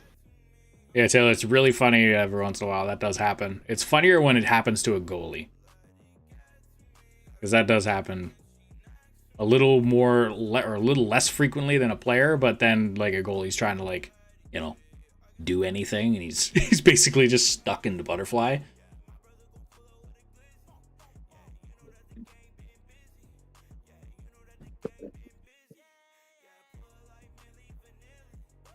skate blades now are not all one piece. The boot is, all sorts of different pieces. So instead of taking the whole skate off to go sharpen it in between periods and stuff, they have to they'll pop the whole blade off. Pop the whole blade off and change a tire. Pop it back in. Mm-hmm. You have to pause the game when F1 or that happens to something. a goalie. No, but some referees will, depending on what's happening. If it's in like the middle of a play and like there's a scoring chance that could happen, they don't pause it. But if the puck goes down the other way, then they will sometimes just call it. But they're not mandated to. Ooh, Bernard Docker, good. Yeah, Her foot a standing little up, bit of standing a his ground there. little battle like that. Yeah, good for Bernard Docker. I think she's done really well, but he hasn't adjusted to the NHL yet. He's still not quite cracked. And you look at a guy like Jake Sanderson, who's younger than him and was able to do it. And I think he's a guy who I'm expecting him to like really step up and be a top 4 defenseman, either pairing with a guy like Chikrin or Shabbat.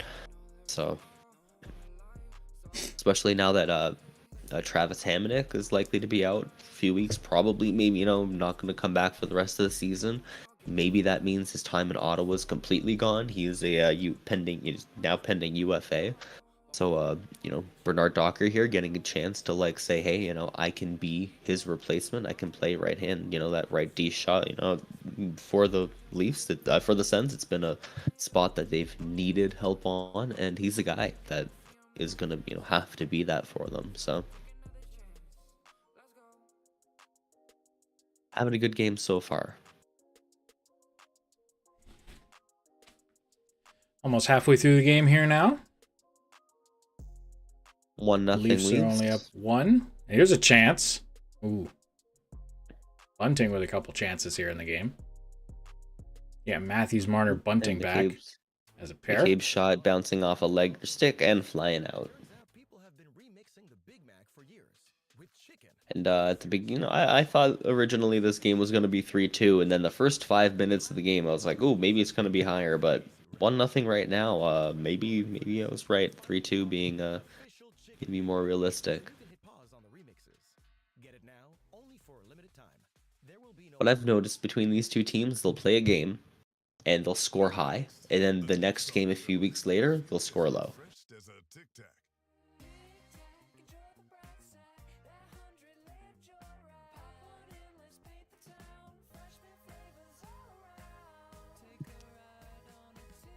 Oh, here's a chance. Puck. Ooh. By Johnny. When I hear that song, I feel like I'm riding through 100 layers of flavor. Click or tap the banner to discover. Sens icing it here. Did you know you can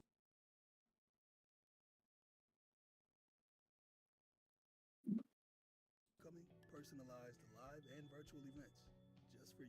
And Sogard's been really not just sharp, but like I feel like he's been real attentive, like focused. I like it. I feel like he kind of maybe lost focus in the few games where he wasn't playing so well. Yeah, we had a kid. Now he's dialed in here. He had a kid, so he's he's probably Sogard? pretty tired. Oh, sorry, I thought you were talking about Samsonov. No, I meant Oh, Sogard. sorry. I must He's have dialed misheard you. Hmm. Luke's puck in front of the net looked like it could have been a highlight reel, almost. Nothing too crazy. It was one play where Matthews kind of, got loose and had a big chance, but nothing highlight reel worthy yet. Puck with a hit, able to keep the puck alive, but the Leafs keep possession, getting it deep.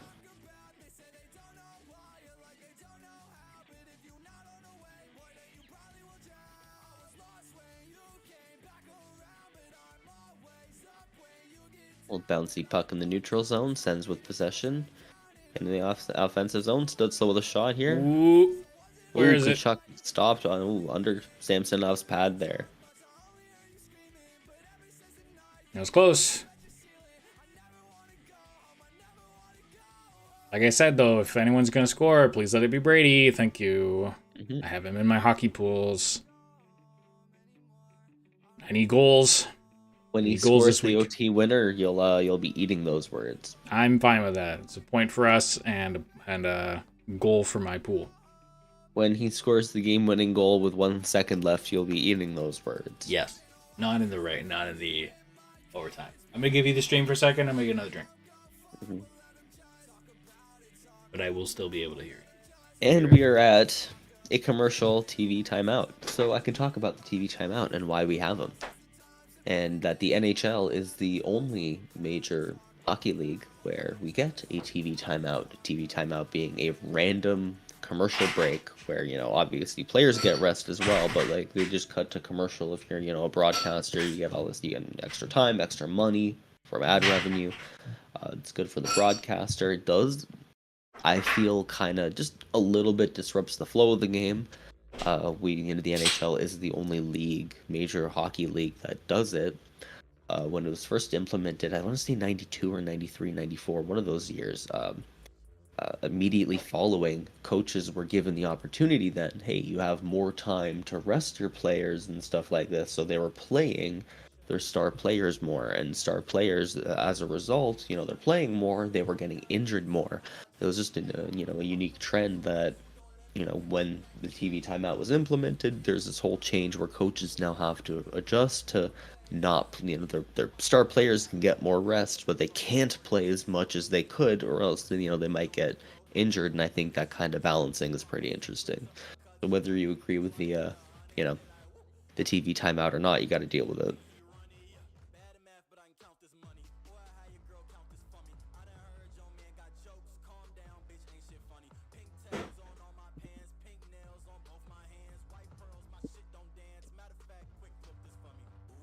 Ooh, Clevin turning over the puck at the offensive zone blue line.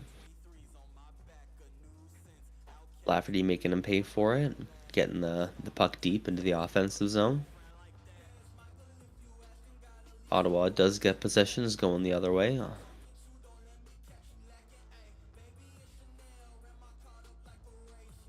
Ottawa's fourth line to battle in the corners in the offensive zone.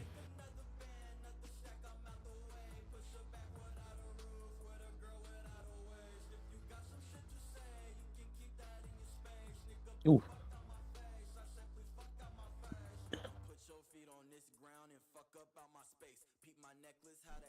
All dumping it in here. Sens not able to get possession. Oh, now they are. Behind their own net. Brandstrom with the pass out. Samsonov blocking the dump in. Keeps going the other way. Marner with a stretch pass across crease. Ooh! Big pass in front.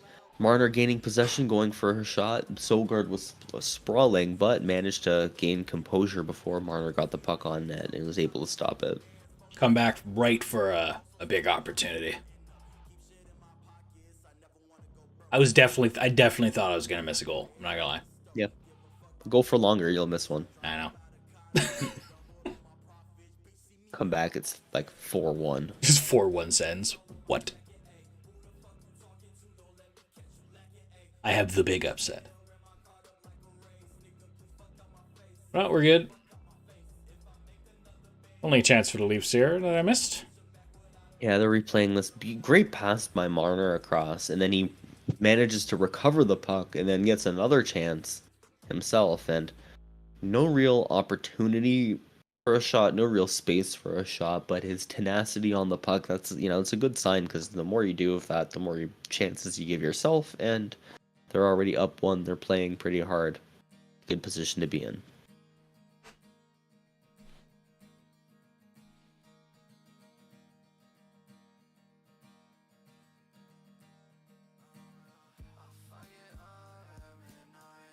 We're playing with this 11-7 on Toronto still. They're talking about that now.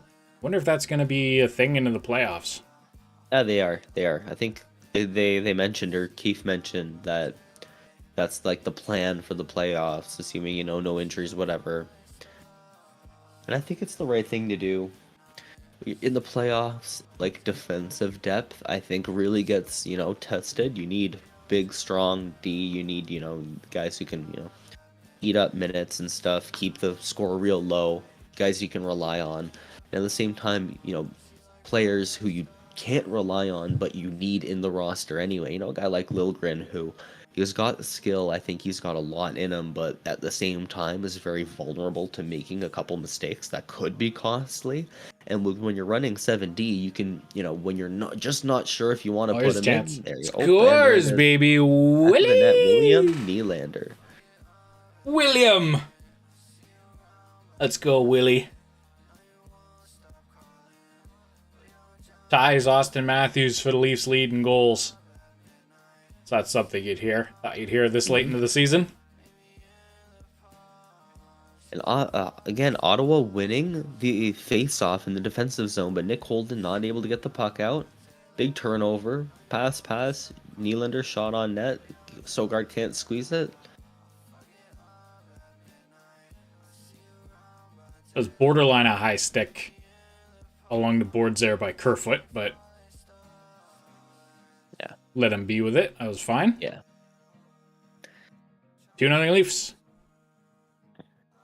Do you feel it, Alex? Do you feel the playoffs, the season slipping away from you? At this point of the season, I definitely know. Obviously, the team is sitting there in playoff mode, but statistically speaking, it's just impossible. No, it is. There's no way. And what becomes more important, really, is to almost, as a team, pretend it's not. Be in playoff mode, because that's a good mode to be in, especially when you have these young kids.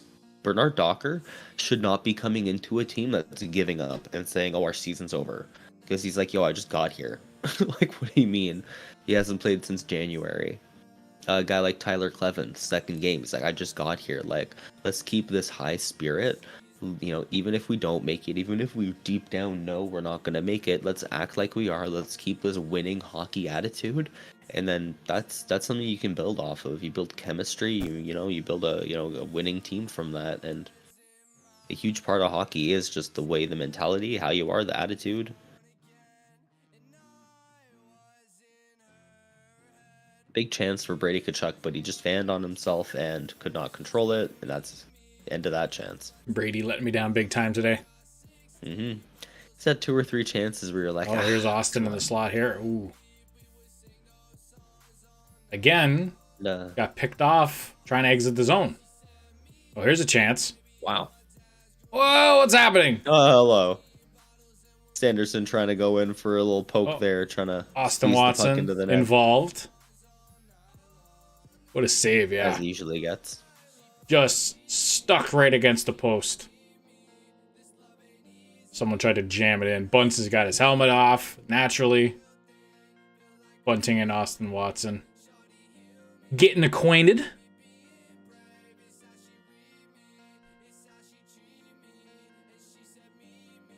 I can't believe this didn't. Oof. Oh, just squeezing his foot on the ice there. Squeezing that thing against the ice. You know what? Sanderson really should have gone in for that second opportunity a little bit sooner. I know he's not really a forward. He's probably not used to like digging at the puck at the goalie's feet, but probably could have gone and just give it a little nudge, trying to shove that thing in there. I'm not, That's one of those that's borderline. It might not count because you can't shove a goalie's leg into the net. So he was trying to get underneath it and trying to give it a little bit of scoopage. I meant sooner where he hesitated and then went in to go for a second chance. I think if you tried to just give it a little nudge, you're not trying to push the goalie.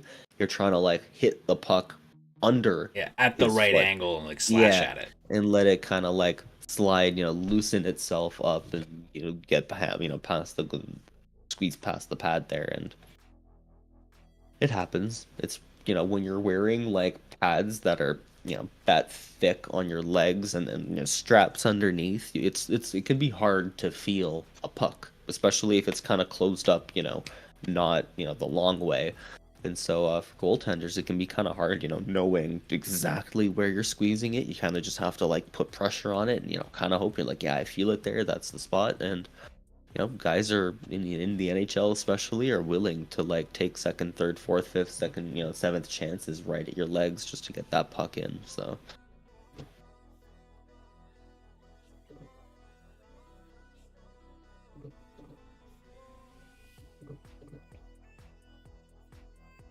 2-0 lead here for Toronto. Shots are 16 or is it 17? 17 to 13 for the Ottawa Senators. Ottawa's outshooting Toronto, but not outchancing them, I don't think. I don't have the metric on that, but there seems to be a lot of the chance. That was probably Ottawa's first really good scoring chance.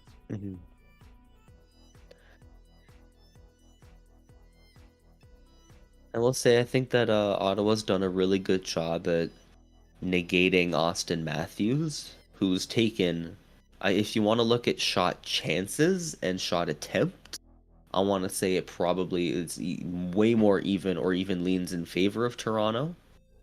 But they've done a good job at blocking shots. A lot of shots haven't made it to the net. We've seen Matthews on that power play take like 5-6 shots in a row. None of them connected, so...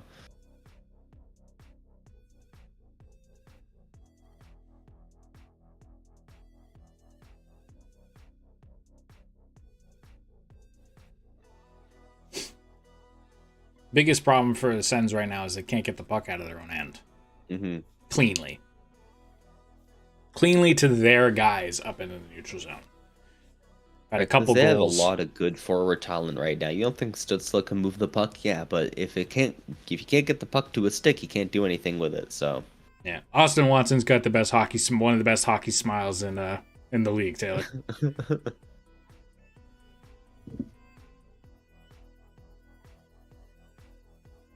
Hockey is a dentist's favorite sport. Yes, everyone's got a team dentist. Yeah.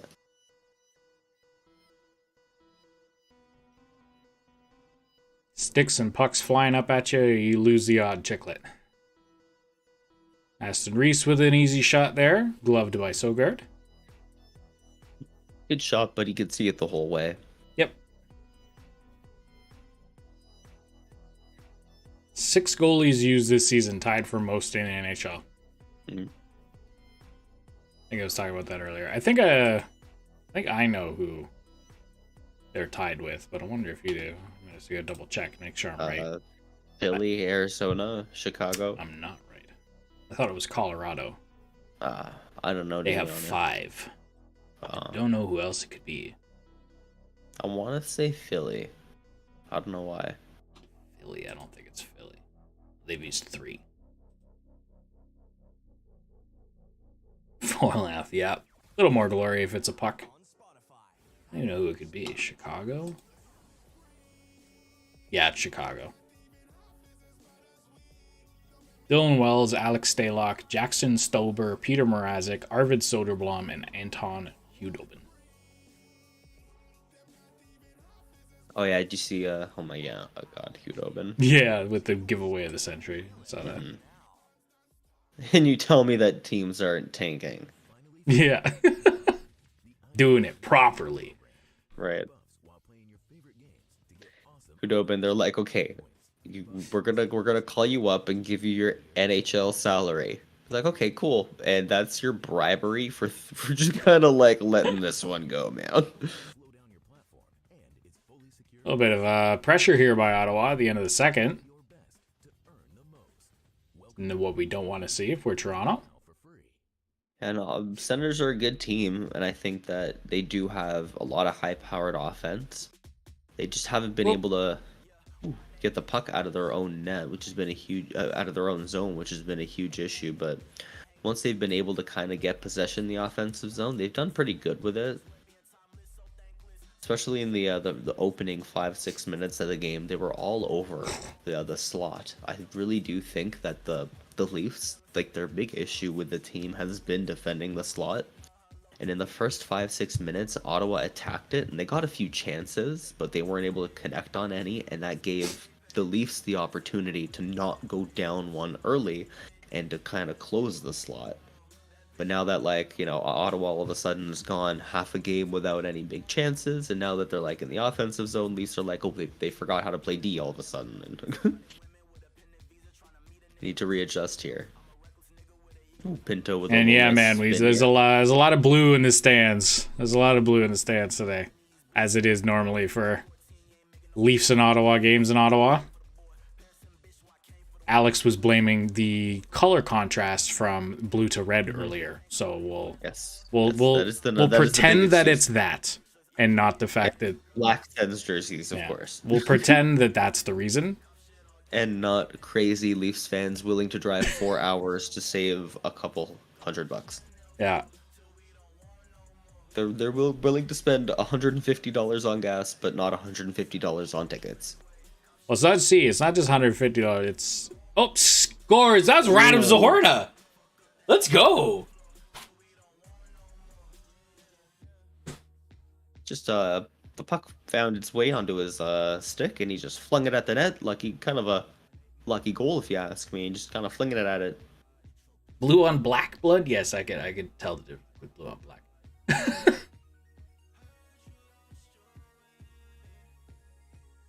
That was a shot. Saying it like I'm surprised. Mm-hmm. An NHL player. That was good. I like that. Look at that. Radim Zohorna. First as a Leaf. First game as a Leaf. Yeah, he can really put some weight on the stick. Good for him.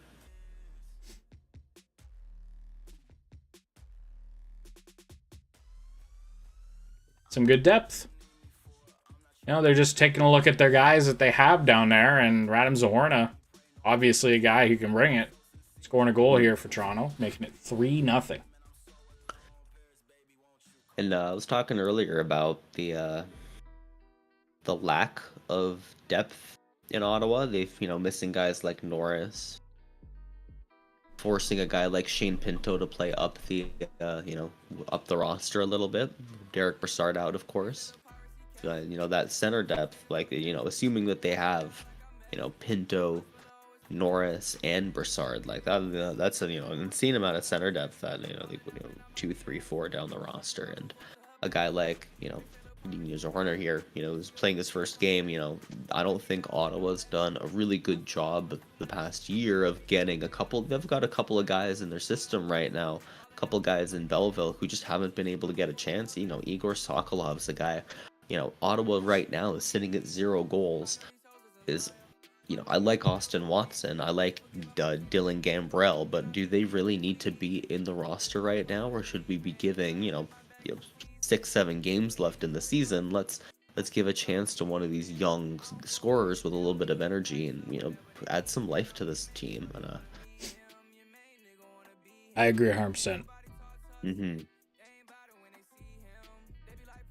And Slyn is saying, as a Leafs fan, Ottawa is getting better in a few years. They are going to be dangerous also with Detroit and Buffalo.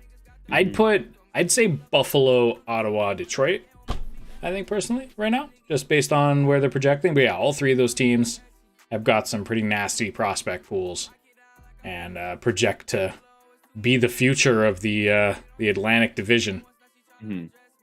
Yeah, the Buffalo, Ottawa, I'd say a really close one too. I'm a Sens fan, so I want to give it to the Sens, but I think it's a consensus that Detroit's rebuild isn't, it's good, but there's just something a little bit not.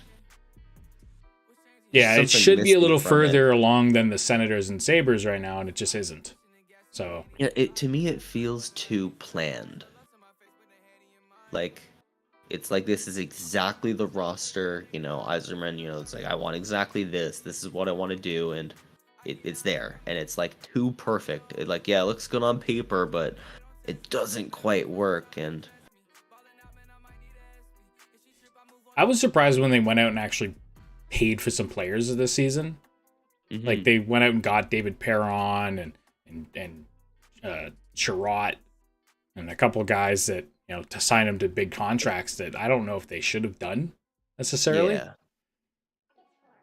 They're still Yeah, in they rebuild put the eggs mode. in a basket that were too. It's like you not the right moves. If they were already a winning team making those kinds of moves and additions, okay, but being that far out, it's kind of like they were acting like a team that was in. Yeah, I think they thought they were, but yeah, obviously not yet. A couple players having kind of iffy sophomore years. Lucas Raymond, haven't heard much from him all year. He's having a kind of okay year. And Moritz Seider not building on his rookie year either. But they got a bunch of guys coming in. Simon Edvinsson made his NHL debut this year. Sebastian Kosa will eventually make his way to the Detroit lineup as well. Who was the other guy they had? The freaking oh my god, the Swiss kid from last draft, the big Swiss kid. Oh my god, why can't I think of his name? I'm blanking. Help. No. No, you're not helping me. No, I'm not gonna help you. Do you know though? You don't. No, I don't know what you mean, but I don't know what you Marco Casper. Oh yeah. I had to look it up. He's Austrian, not Swiss. That's why I was confused. He played in the Swiss league. He played in the Swiss league. Or Swedish. You know, he played in the Swedish league. Who am I talking about? I'm thinking of someone else again. This is what happens when you scout people for...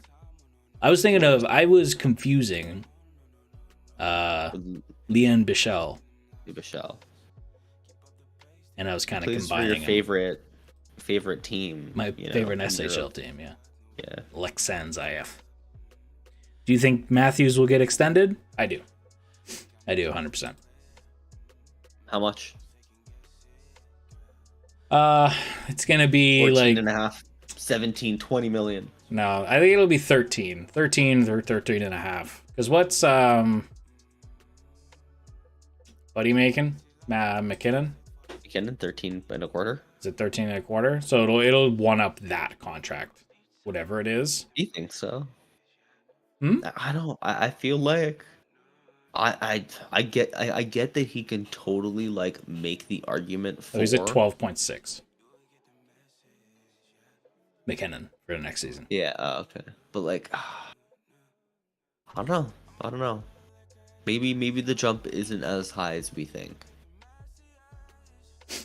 Well, and he isn't having a career year. If he had 60 goals, then then there's like no discussion even. He's just naming his own price. But like, you got to be like, you're amazing. You are what you are, but like, the value, the team, this, and like, other guys on the team are doing well for less. You got a guy like Nylander who's going to, about to make 40% of what you make.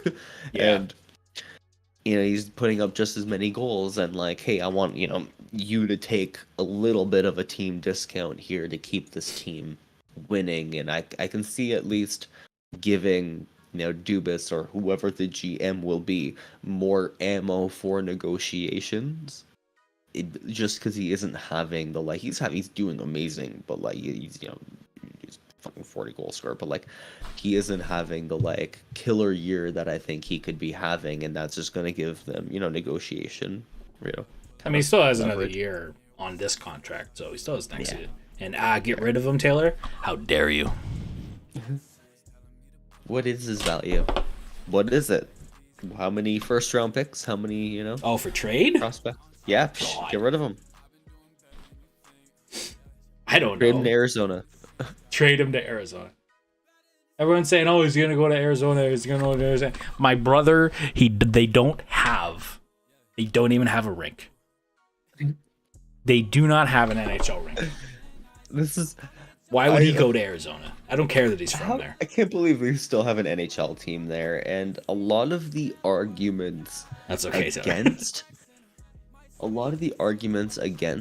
relocating an NHL team have to do with where are they going to play? Can the arena support them? Is there, like, can you have the foot traffic? Are people going to drive there? The logistics of a stadium and 18,000 people are about to show up. But like in Arizona, they don't. In Arizona, it's like, oh, here's 5,000 people. Like, it's at a university or college, like arena, and I think it kind of like creates like an easier justification for other like NHL teams in other cities that like talking Houston, Quebec, wherever, Kansas City. So a team in Saskatchewan I'd love to see even. Yeah, give Houston an NHL team is what an East Coast team, a Maritimes team. Give St. John's, give I'd Halifax. love a team in Atlantic Canada. Oh my god. That'd be awesome. There were some games out there, what was it, playing in The World Juniors. Mm-hmm. World Juniors is a staple in Canada. So it might be a little bit too, aggressive to think that an NHL team would draw the kind of crowds that, the World Juniors drew. But they love hockey out there so much. They were filling the barn for Finland, Latvia. Like, it didn't have to be Canada. So they can get behind their team out there. In Canada, that's where I would put it. And if in the States, I would move them to... Where would I move them? Houston, Kansas, Houston, Cincinnati. Yeah. Cincinnati having a team would be interesting. Mm-hmm. There's options. Why? Let's do one of like Dakota's. Why Phoenix? North Dakota can have It's not. might as well put in Saskatchewan if you're doing that. Yeah, I mean, just if you're gonna I get the internet, like the economics behind it, like getting a new NHL team. It really does make financial sense to put it in the U.S. As much as I would, this is my dream. I want it in Canada, but like there is just more incentive to build on the south side of the border, and like obviously I would be like, yeah, put one in Saskatchewan, but like another Wisconsin kind of like something northern central U.S. kind of needs like another team, and I think we see Colorado, a little bit more central west, but Minnesota, they're a team in north central U.S. that clearly that there's like a hockey culture there. Yeah. That I think that the NHL could really invest in and make a return on, get another team out there. And Slynn saying also in Atlantic Canada, it's Leafs fans or Habs fans because they have no other team. You're right. Mm-hmm. Like I think they need a team to funnel their interest in. You could like try to generalize it too. They don't have to be the Halifax whatevers. You could call it the Atlantic Canada whatevers. Like you can just kind of like group it all together. That'd be interesting. Mm-hmm. Kind of like how some teams are named after states, or there's a team in Florida, Arizona, and states. There's a team. The NFL has New England. New England is kind of a group of 3 or 4 states, I think, right? So you could call it the Atlantic Canada whatevers. And get everyone maritime somethings. Yeah, something like that. You could, make it the first East Coast Canadian hockey team. Oh my God, would they get behind that? You ever met someone from East Coast Canada? Oh my God, they would get behind that in an instant. I get that there's a little bit of difficulty to making like missionaries. No, picking where it's gonna be. Like where, you got a bunch of islands and traveling to one, you got a storm and all of a sudden, you're not going to be able to make it to your hockey game. And I don't know. Especially, it's tough. I wouldn't put it. I wouldn't put it on PEI. Myself. I wouldn't put it on Newfoundland either, Yeah, northern Newfoundland. But there's, there's a ton of space in Nova Scotia and New Brunswick and stuff. Halifax, I think, is it's like the one. Halifax, I really think it's a port city. You could get players you could get players getting to games by like boat if they wanted to. They fucking fly in, they take the bus. Why don't they take a boat from New York to Halifax? Yeah. Take the ferry. And as an NHL player, who wouldn't want to go and live in Halifax that's awesome. And play hockey in Halifax? There's a ton of NHL players who are from the Maritimes in Canada. Mm-hmm. Sidney Crosby, Nate McKinnon, that don't have like a home city or home team. Sidney Crosby was a Habs fan growing up. Halifax Highlanders, we've seen it in Goon. Hell yeah. Goon, most underrated hockey movie of all time, I'm not gonna lie. Yeah, we are gonna make a top hockey movies of all time list one day. We need to watch them all. Like, I need to get you over for a weekend. We need to get a little crispy. We need to get a little time going on, and we need to sit down and watch like, a whole top 10 list of hockey movies in a weekend, and just go nuts. And then we'll make a list from it. We'll make a video on YouTube. Oh yeah, I missed your comment there, Slane. An NFL team in Toronto would be interesting. I haven't. I'm not a big NFL guy personally, so I don't follow that. The football culture as much. But what I've seen from the Buffalo Bills, who are just across the border from us, I can't imagine Canada might go a little nuts. Goon is the modern day Slapshot. I agree with that, 100%. Slapshot classic movie. That's on our top 10 list too. I haven't seen Slapshot a long, long time. It's been a long time since I've watched Slapshot. And I don't think I've ever seen... There's a Slapshot 2 and 3, right? Yeah, 2 and 3. I don't think I've ever seen Slapshot 2. I'm not gonna lie to you. I think I've seen 3, but not 2. I think I was in 1 and 3. It was on TV one day, just after school special. Just kind of, it was on. It was Christmas or something. Like, yeah, I missed like the first 2 or something, and I was like, oh yeah, I've seen the first before, and it was just on. I think you can watch it. I remember distinctly being like, yeah, this is easy to follow. The hockey movie.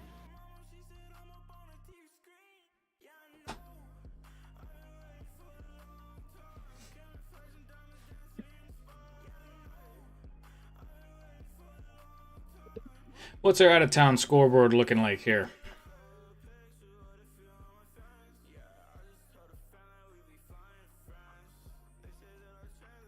5-2 Buffalo over Philly. Carolina 3-0 on Montreal. Florida 4-0 on Columbus. Tampa 4-0 on the Islanders. Toronto 3-up on Ottawa. And New Jersey and Chicago knotted at zeros after 1.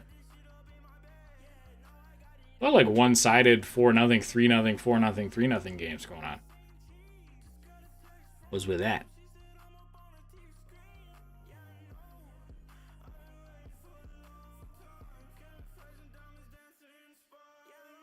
What's happening on the hockey Twitter? Never trust hockey Twitter. No. No, hockey Twitter's crazy. Of course it is, but it's amazing. It's like watching an explosion or a car crash. Watch Toronto throw in a third. Hey, don't you put that evil on me, Ricky Bobby? Very possible. They are the kind of team to like, oh, we did it, we won. Second period. Let off the gas pedal a little. Yeah, they have done that before. Mm-hmm. I will be the first to say that.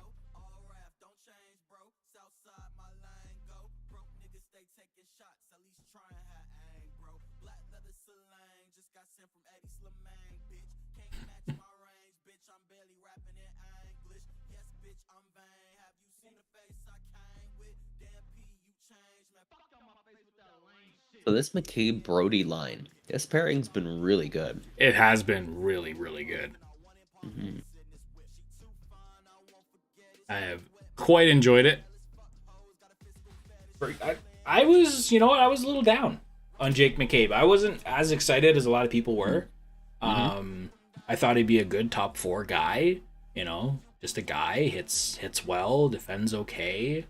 Doesn't have a whole lot of offense in him, but Jake McCabe has been better than I could have ever hoped for, I think. The fact that he's signed for 2 more years after this at $2 million is sick. Mm. That's a steal. It's like a video game trade. When you make all your trades retain 50% salary because it doesn't impact the trade value at all. You just have a bunch of half retained players.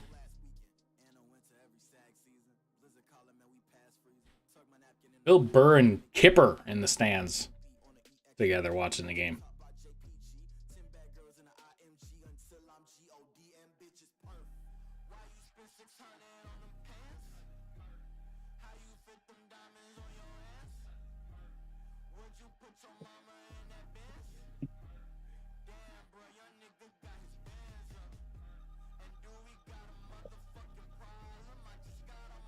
I hate Twitter on April Fool's Day. It's the worst.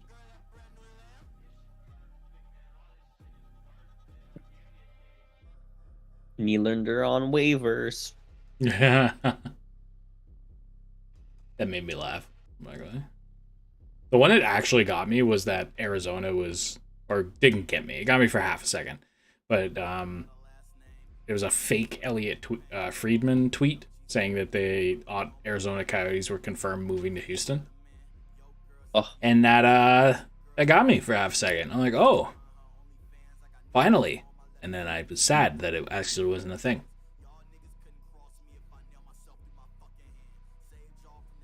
yeah. After like this season, there can never be like any reason not to have an NHL team in a city. Like, but they had one in Arizona. But Arizona!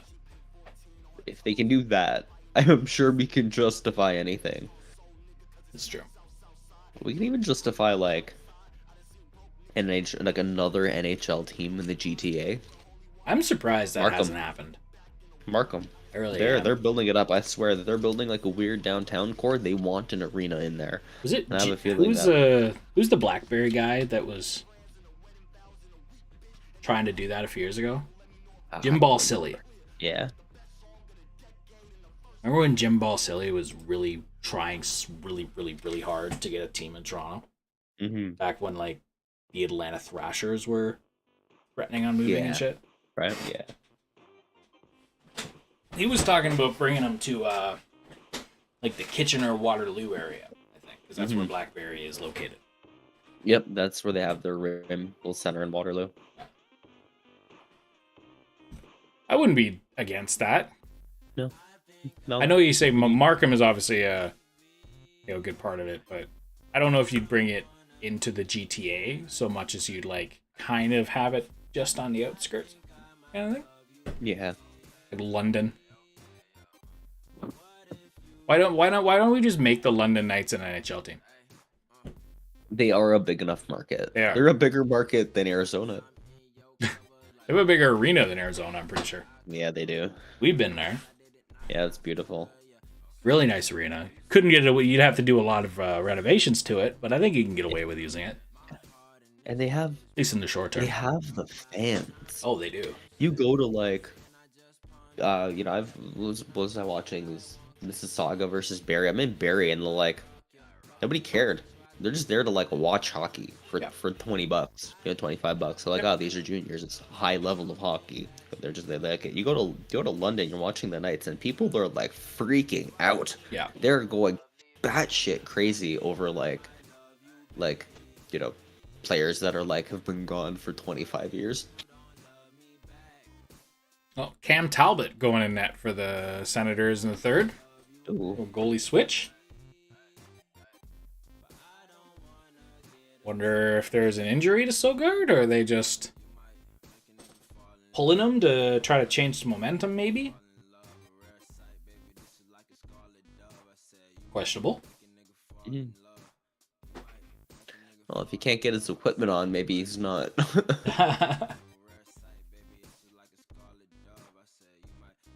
Interesting. I It's don't an know odd if choice. I don't know if I see Sogard on the bench.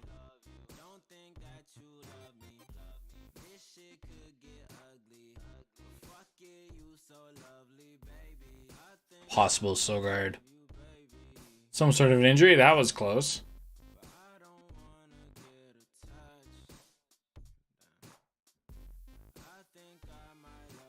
Yeah, started the third, so I will pull that back up. There we go. Apparently, Craig Simpson reported that Mad Sogard was talking to the athletic therapist at the end of the second. Maybe he, like, pulled something, tweaked something. He's like, you know what? I don't want to be a. Yeah. He's not on the bench. So. Pulled himself kind of thing. Yeah. Due to injury. Too bad for Matt Sogard. He was playing decent. Mhm. Gave up 3 goals, but I don't know if all of them would be his fault necessarily.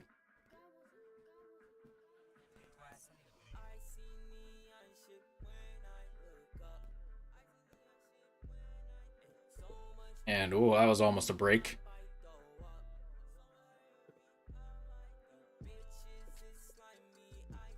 TJ Brody takes out his guy behind the net, but we're gonna get an icing. Upsan, what's up, buddy? Missed you too. We haven't streamed in a long time. We are very busy people. Doing adult live things. It's annoying. We want to do YouTube more. Glad to see you though. Thanks for coming to hang out.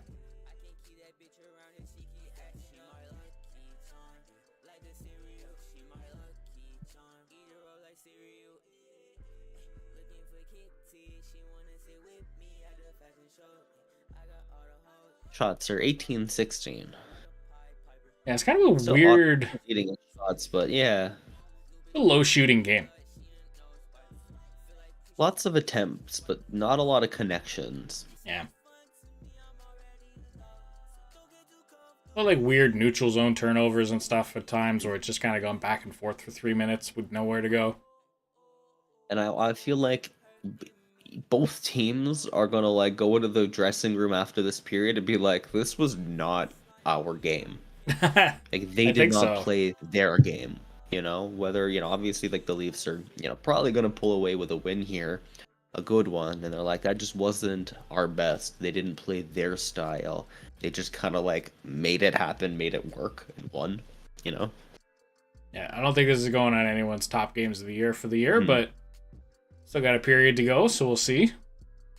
And I wouldn't even say that there's been any one player on either team that's like stepped up and been like, haha, every shift I'm just gonna like blow everyone away. Yeah. I mean, the guys who you expect to be, moving a little bit have been.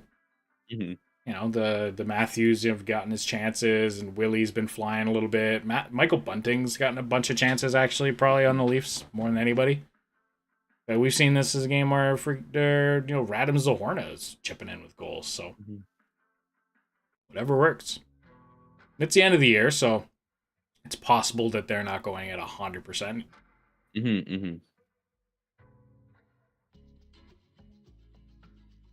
Both in injury and effort level.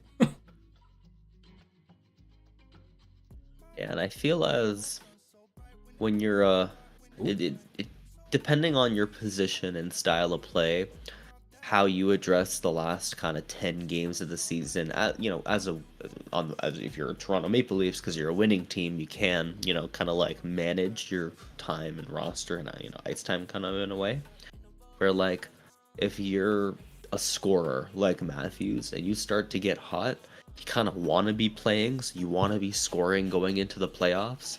But I can also see, like, if you're a guy like Morgan Riley and you're eating up 25 plus minutes a night, that you need to be hot going into the playoffs. I mean, yeah, but you really need to be more sharp, aware, well rested, and not exerted, not tired, not injured. And like that resting a guy like Riley, I can see as being like, okay, 1 or 2 games to maybe get a guy like Eric Gustafsson in or something, like call up a guy or let a rookie defenseman play. But a guy like Matthews, who you want to be in like tip-top scoring shape, you want to keep him hot in the last few games. I can see some kind of load management.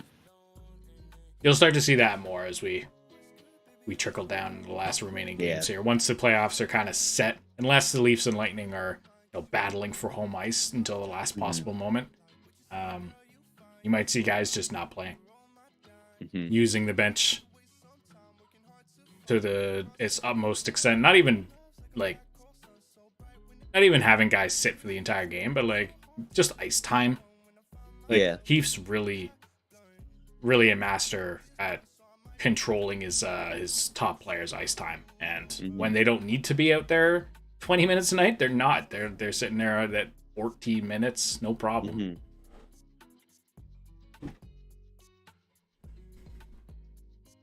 Sergey D. Give more time to like the camps with a question for you, Alex. I think.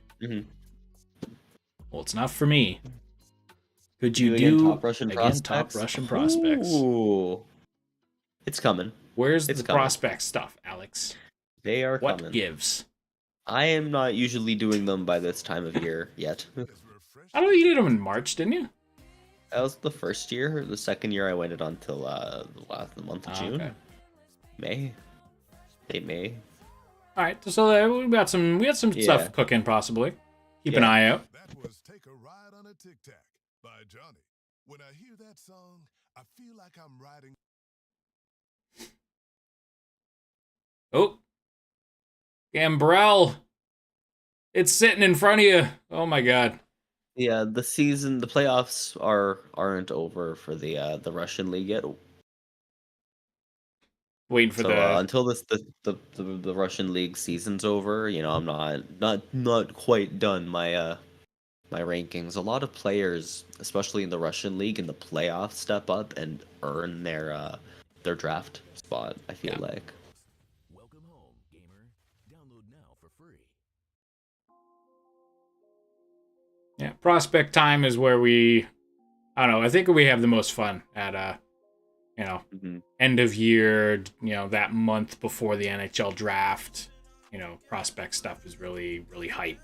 And I think that's where we enjoy, from a content perspective, I think that's where we enjoy our content the most, making it. So we'll have some stuff, hopefully, for you.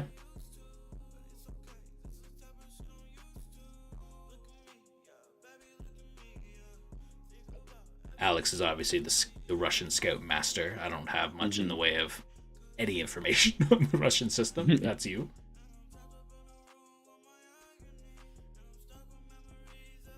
Yeah, we'll see with the performance in the playoffs. I feel like a good example from last year was Arseny Koromaslov. He had a really good playoffs. He absolutely stepped up as like a number one until the very end when the SKA's top defense they won. Their playoff finish, so their top guys all came down to the MHL and took away his ice time. But Koromaslov in the playoffs was their number one D. He absolutely stood up, and that's where he went from being at the very beginning of the season like a potential first early second round pick to completely dropping. Some people had him like way out of like the 6th, 7th round, and then St. Louis drafts him in the 4th, and it was really his playoff performance that I think solidified like a team like St. Louis wants him. So it's gonna be a good it's gonna be a really good draft year. We're gonna look at 2023 in 10 years like we look at 2015. 2003.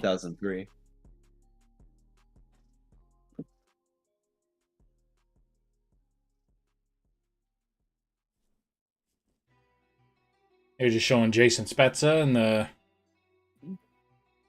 I'm not that far behind you, but like I'm going back a little bit here. But they were showing Jason Spezza in the press box there with Dubas, working as his special assistant to the GM, learning the biz. Miss that guy. Assistant GM or assistant to the GM? Yeah, no, he's neither. I don't think he's like joke. Yeah, he's neither. He's like, I don't remember what his status was. He's basically just intern, GM intern. He's not even getting paid. Yeah, for free. You didn't give us a cup, so now you work for free. Son of a bitch. No, Leafs legend right there. Definitely didn't play for any other teams. Just Leafs.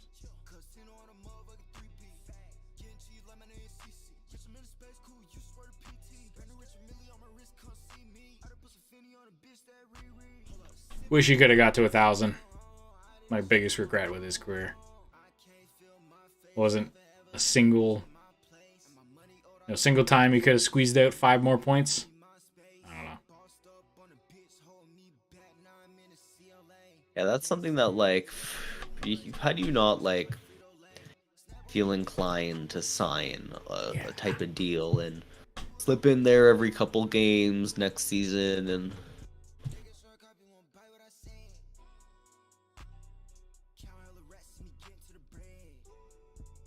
Could he really not play like 35 games the following year? Yeah, couldn't have used him this season as like a depth guy. Yeah, right. Just a little bit, Sign him for like 1 day at a time, scratch him, whatever, and then once he hits 1,000, like retire mid-season. Whoa! There's a part of me that thought he was gonna sign at like the trade deadline for like a stretch run. Yeah. No, Timmy Stützle is down. That's not good. I don't know what happened to him. Oh, Oh, he just Whoa, his He leg just caught an edge, tried to stop, just flew backwards, and just landed on the ice hard. I don't think he injured anything, No. but except for his pride. Yeah, took a little bit of a swan dive. Tim Stützle falling is not a it's not a new sight to see. Oh, that's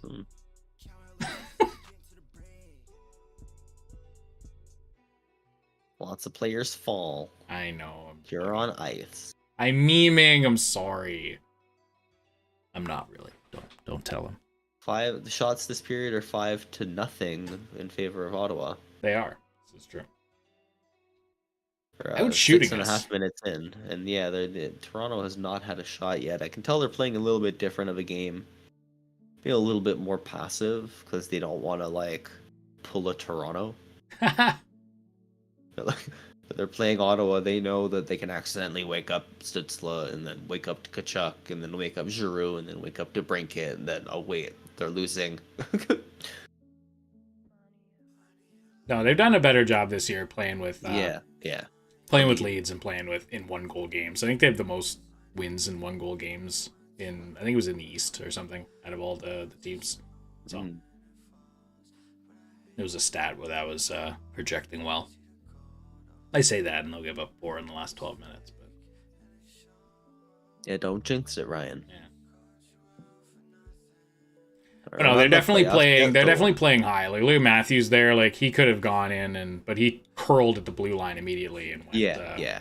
You know, they're staying above all the forwards and they're playing like a trap system with random burst offense like that. Mm-hmm. Once they get it, they're going to get it down the ice. They're going to keep it below the hash marks here. They're going to float one guy. See, Matthews isn't getting involved. Yeah, he's not trying to get into a fight in deep. He's not going to pinch in here to get that third guy in just to get the puck out and potentially give up an odd man rush the other way. He's going to float up high a little bit. He's kind of waiting, keeping above his centerman. That's good defensive hockey. This and also not late in the game. Fighting right in front of the net and tripping and falling, hurting your leg. Come on, but a silly injury like that late in the season. Yeah, they have a lead. Just accept it. Yeah, play a tight game. Obviously, they're giving a little Ottawa not more space offensively, but more space in the neutral zone to like create kind of chances. Yeah, create like the odd like little rush chance. Yeah, but they're not creating chances in the offensive zone. They're just taking advantage of the space in the neutral zone, which, Ottawa is a team that hasn't been able to get it out of their defensive zone. So now that Toronto's kind of turned it off, they're really giving Ottawa space, but not enough. This Ottawa team is hurting, and with Thomas Chabot out, you can tell that this team is not the same at all. Thomas Chabot, he makes the occasional, I'll call it like soft defensive moves, but his puck control, the way he skates with the puck is just, there's a reason why they're unable to get the puck out today, but they can with him. He will carry the puck himself, skate it halfway up the ice and make a pass, carry it into the offensive zone, make a pass, make the pass in the defensive zone.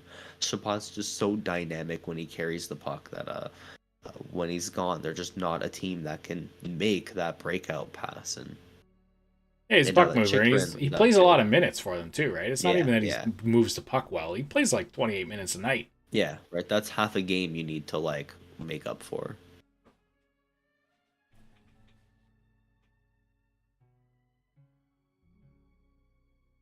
And of course, Tyler Clevin stepping up. Standerson stepping up.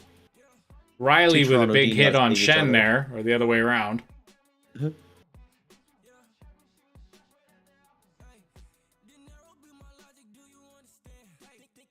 Good stop by Talbot. Yeah, they ran into each other.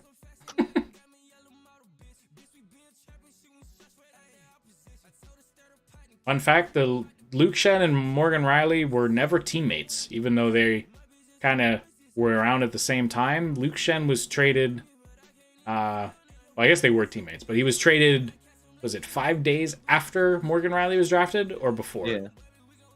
Can't remember, but he was traded in that same offseason for James Van Riemsdyk. But they I think never it was actually before. played together. They couldn't make the trade before the draft. No, you're right. Right? Or like on draft day, it would have.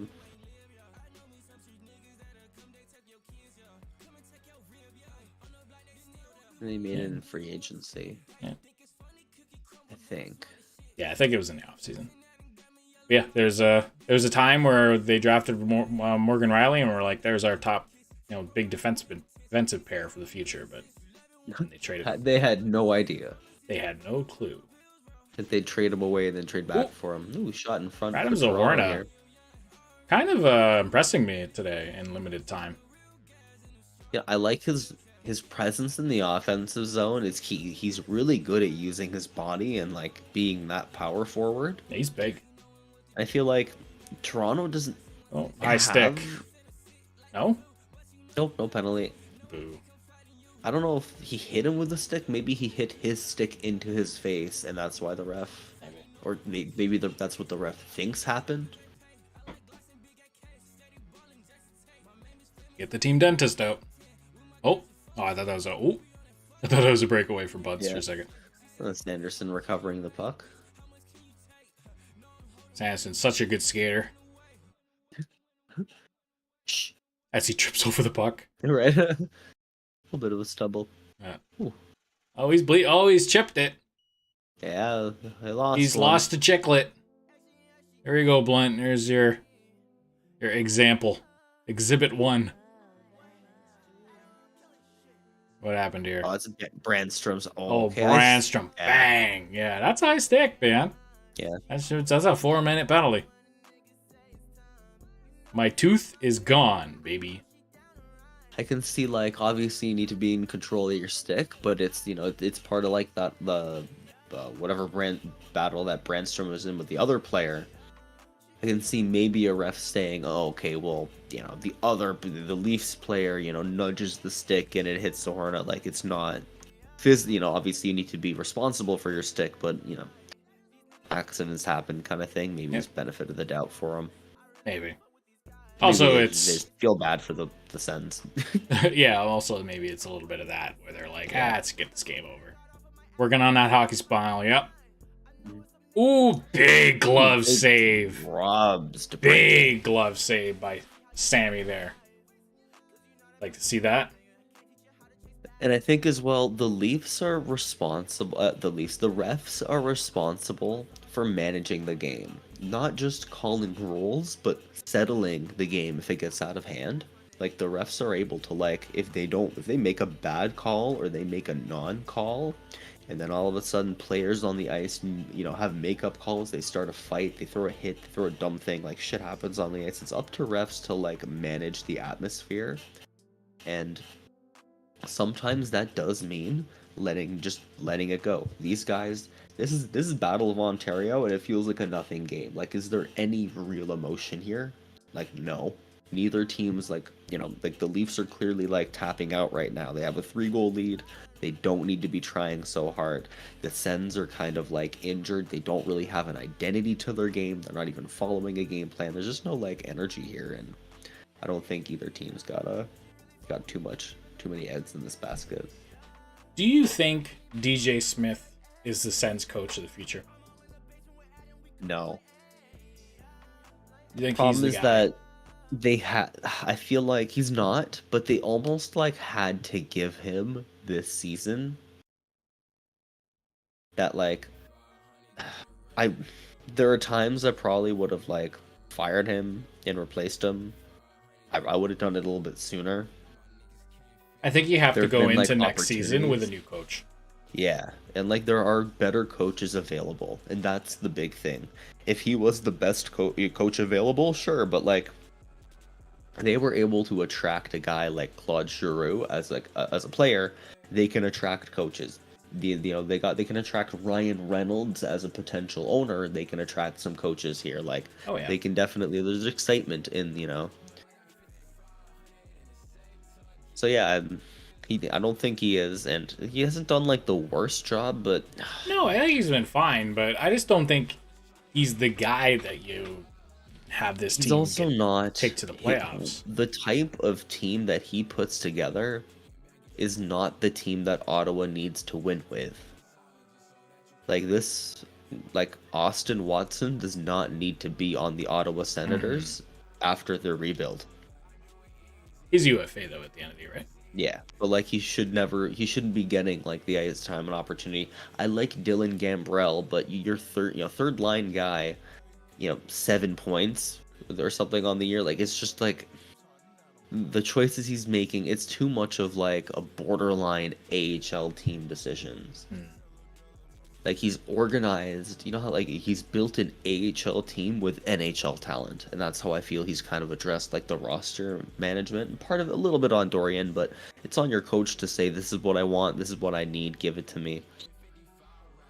Yeah, even when he was in Leafs assistant coach under Babcock, I didn't see him as a Nylander with a penalty here. I never saw him as a guy who could be an NHL head coach. I think he'd be a really good assistant coach. Yeah, he's a really good assistant coach. Really good assistant coach, but I just don't know if his style and what he's done here with the Senators leads me to believe say he'd be a really good AHL head coach. Oh yeah. Actually, I don't even know about that. NHL assistant. I mean, like, I don't know. AHL head coaches gotta like work on like the development of their players first and foremost. But there's a ton of guys who deserve shots, and I think DJ Smith is kind of just needs a change. Not even that he's done a bad job. They just need a new, fresh idea to bring him to the playoffs next year. And what's the like? We say this about goalies.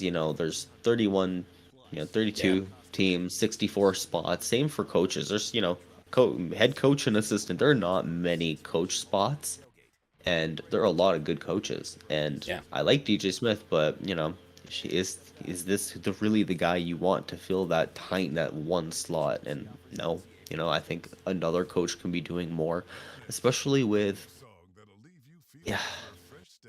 the team they had last year. Yeah, but you add DeBrincat, you add Giroux, and like, are these guys gonna come in and even respect a guy like DJ Smith? Is DJ Smith a guy who can handle DeBrincat? And like, no, I feel like if you've been watching the Sens, DeBrincat's kind of had to do it all himself. Like, he's developed his own game in Ottawa. Ottawa hasn't done him any favors. And like, he almost looks like he's been disappointed a lot of the season, while he's playing, because he's like, wow, I've had to like force this. Like, I'm not being, I'm like being given this opportunity to score. I'm having to force it and make it work for myself. And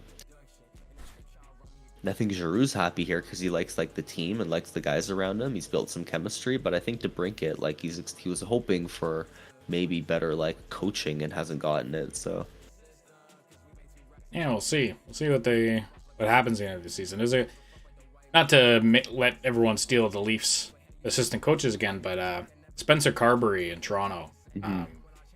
He won the Calder Cup a few years ago, and I think it was Hershey, Washington system, and now he's an assistant coach at Toronto.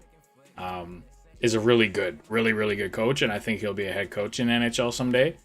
So he's a guy I think every team should take a look at in this offseason, potentially give an NHL head coaching job to.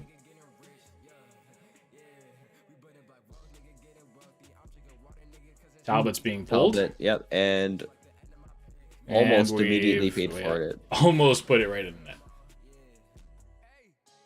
Riley behind his own net, passing it up. Cam flicking, nope, makes a pass instead. Ooh, shit with it. Sanderson with a dive to save the empty net goal. Come on, you gotta give that to Luke. 150 feet away. You gotta rob Luke Schenn like that. Whoa, he just killed him for it. He's mad. Oh, he killed somebody else. Schenn just killed somebody. I don't know it was Sanderson. Marner is being pulled to the ice.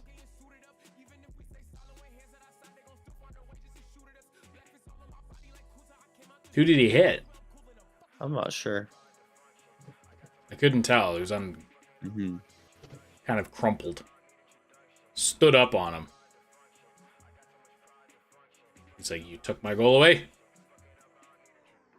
They're just firing that. And that's going to beat out the icing, too. That was smart. Young Croak just kind of killing some time.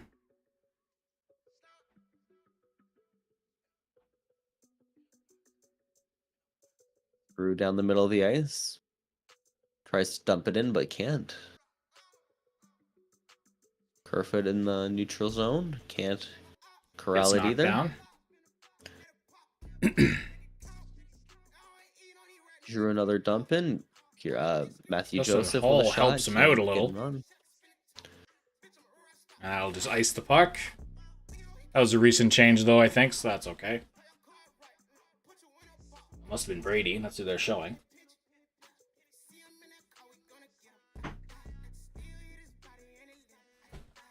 Luke Shen lighting up Brady Tkachuk. I'm okay with that. Oh, here it is. Oh, it's the knee. Oh, yeah, it kind of hits him with knee first. I don't want to call that knee on knee, but it's definitely... it's unintentionally, of yeah, course. just a big it's a hit. Clean hit, but it just happens to be the main point of contact. Yeah, but the first thing that hits him was just square on the leg. Yeah, by no rather than means the was shoulder. Shen staking his leg out to make contact knee on knee. That's just that it happens. And Tkachuk's fine. And he's out on fine, it, yeah. so- He's gave him a little bit of a stinger, probably. He's fine.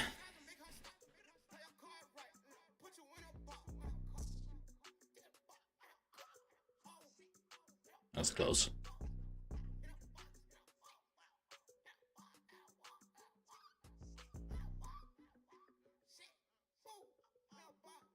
Three minutes left. Still, Ottawa has not managed to find the back of the net.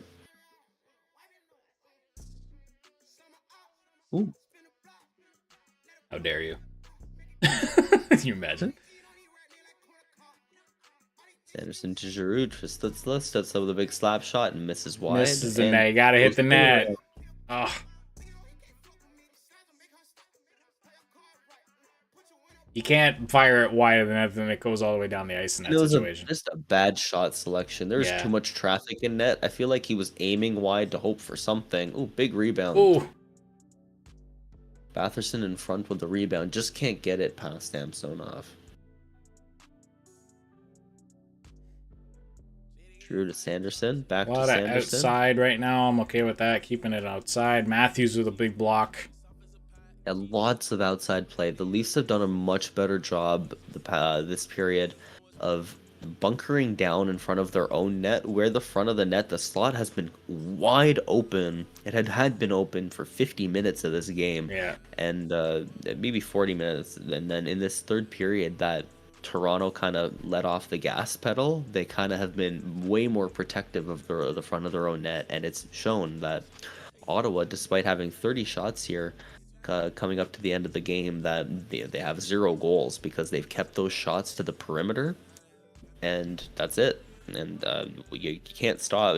Those goals, you're not going to get many perimeter goals per game. 1, maybe 2 if you're lucky. You might get a nice lucky rebound the odd time, but Yeah. that's not where you're going to know, score the majority of your goals from.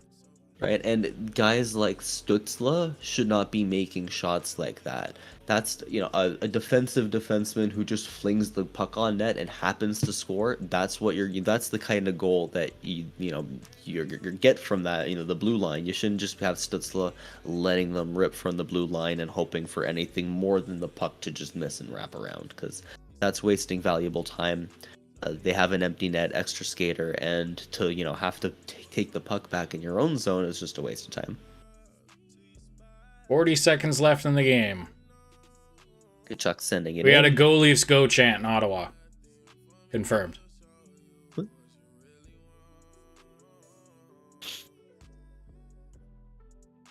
Off the glass and out. We're on center Anderson ice. in his 21 own zone. seconds left.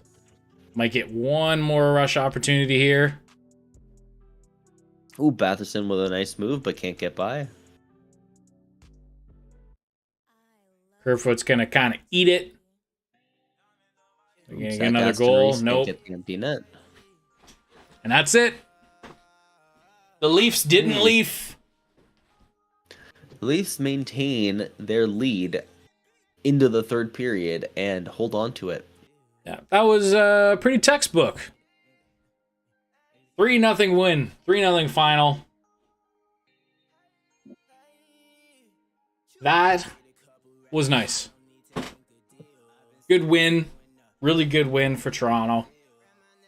And they're gonna send us right to on the broadcast to the Carolina-Montreal game. Carolina is out shooting Montreal 50-14. Oh my lord! Shutout, baby! Hell yeah! Now that's awesome. Hell Good yeah, game. Samsonov. Ilya Samsonov, baby. Hell yeah. Hell yeah, Samsonov. That's his new name. Hell yeah. Shots Ilya. 30-20. Hell yeah, Senzone. Good game.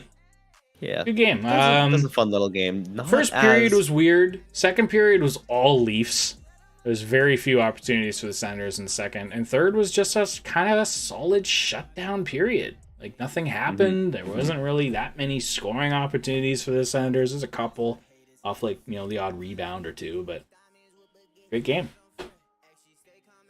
But really not an exciting game. This is Battle of Ontario, and you look at the game that they played 2 weeks ago. Yeah. That was a playoff matchup. That was two teams that acted like playoff teams with, obviously the Sens were in a more of a position to say we might make the playoffs. After a loss now, they're playoff hope.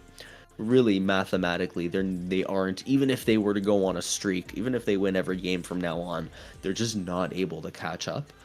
2 weeks ago, when these teams were facing each other, it felt like there was action, it was hot, there was passion, there was emotion. In this game, it just felt like it was missing. Obviously, both teams are really injured, but I'd say that the Senators are missing just a little bit more. They're down Shabbat, their number 1 D. They're down Chikrin, their number 2 D. They just lack a little bit of identity. And, great game for Toronto. They ended up, the first 5 minutes of the game, I felt like they didn't have a handle on it. But after that, they buckled down. They played their game. But not much to say after that. I feel like they played their game, but they still weren't able to score too much. Even in the second, I feel like, they were good on the puck, but they weren't dominating in the way that they could. They could have. I think the Senators, despite their D not being able to get the breakout pass, defending the rush, defending the cycle, they were, they're giving up, they're making bad breakout passes. They're giving the Leafs these second, third opportunities, but they were also defending those second and third opportunities pretty well. Even if they were giving them more opportunities after, they were able to recover on those defensive flaws. So I think even for the Senators, a little bit of, a good defensive game for them despite giving up what they did. I think there's a little bit, to work off of, but really just nothing there. It was not really an exciting game to watch. And in fin, I was never on the edge of my seat. It was never like, ooh, No, a couple it didn't shots have that normal Battle of Ontario energy. Yeah. It was just it was game 76 of the season. And it's unfortunate when, one team is fighting for a spot, kind of out of it. Another team is just kind of waiting for the playoffs to start. That's what happens. That's what happens. It's unfortunate.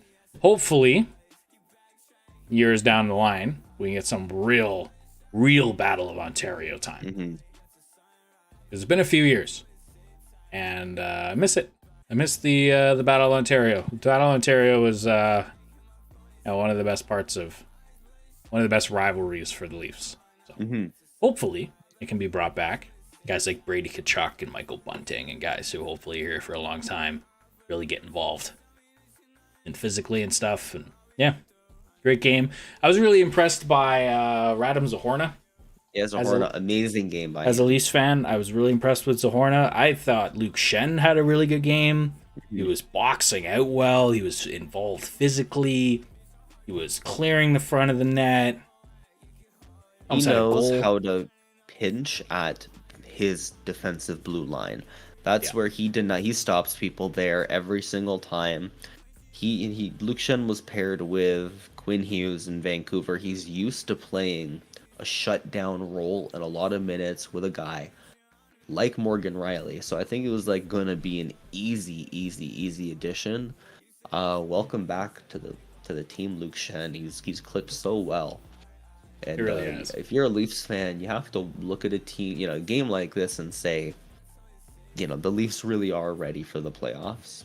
Every year it seems like they I swear every year they have like a little slump in March, and everybody gets a little uh-oh, and then by the end of March they've like started winning again and they're back to it, and once again they're there. On paper they're the best Toronto Maple Leafs team that's ever existed. And if you're a Leafs fan, you got to be pretty excited that they're able to play their game in Ottawa. A good win, and they're going to carry that energy going forward. Said by the Sens fan.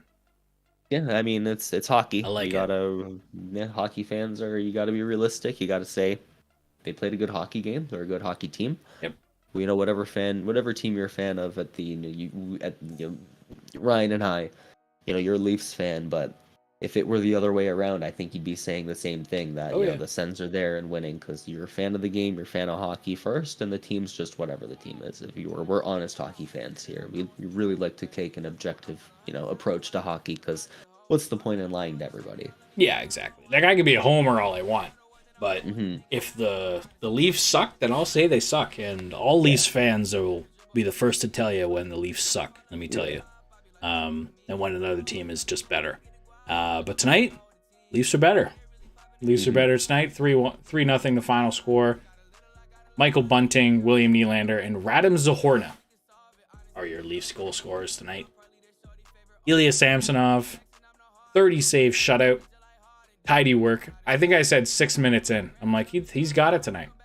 Yeah. He was moving well.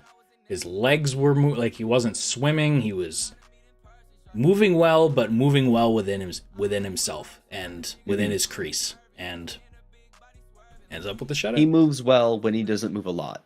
Yes, he's moving quickly, but not frantically. Yeah. It's a fine line for athletic goaltenders like Ilya Samsonov to walk or to skate. But he did it tonight. I thought Sogard was fine. He got beat by a couple ones, but he was fine in his limited action. Hopefully he was just out for precautionary reasons and nothing too serious, because I want to see him get more games done to stretch here. But that might be it for Senators' hopes on the season. It was already not great. Florida, Buffalo winning tonight. Or Buffalo hasn't won yet, but they're up 6-3 with a minute left. Florida wins 7-0 over Columbus, and Tampa is up 5-0 with 30 seconds left in the third as well. So, not that they were chasing Tampa, they're chasing New York, but it's going to be tough.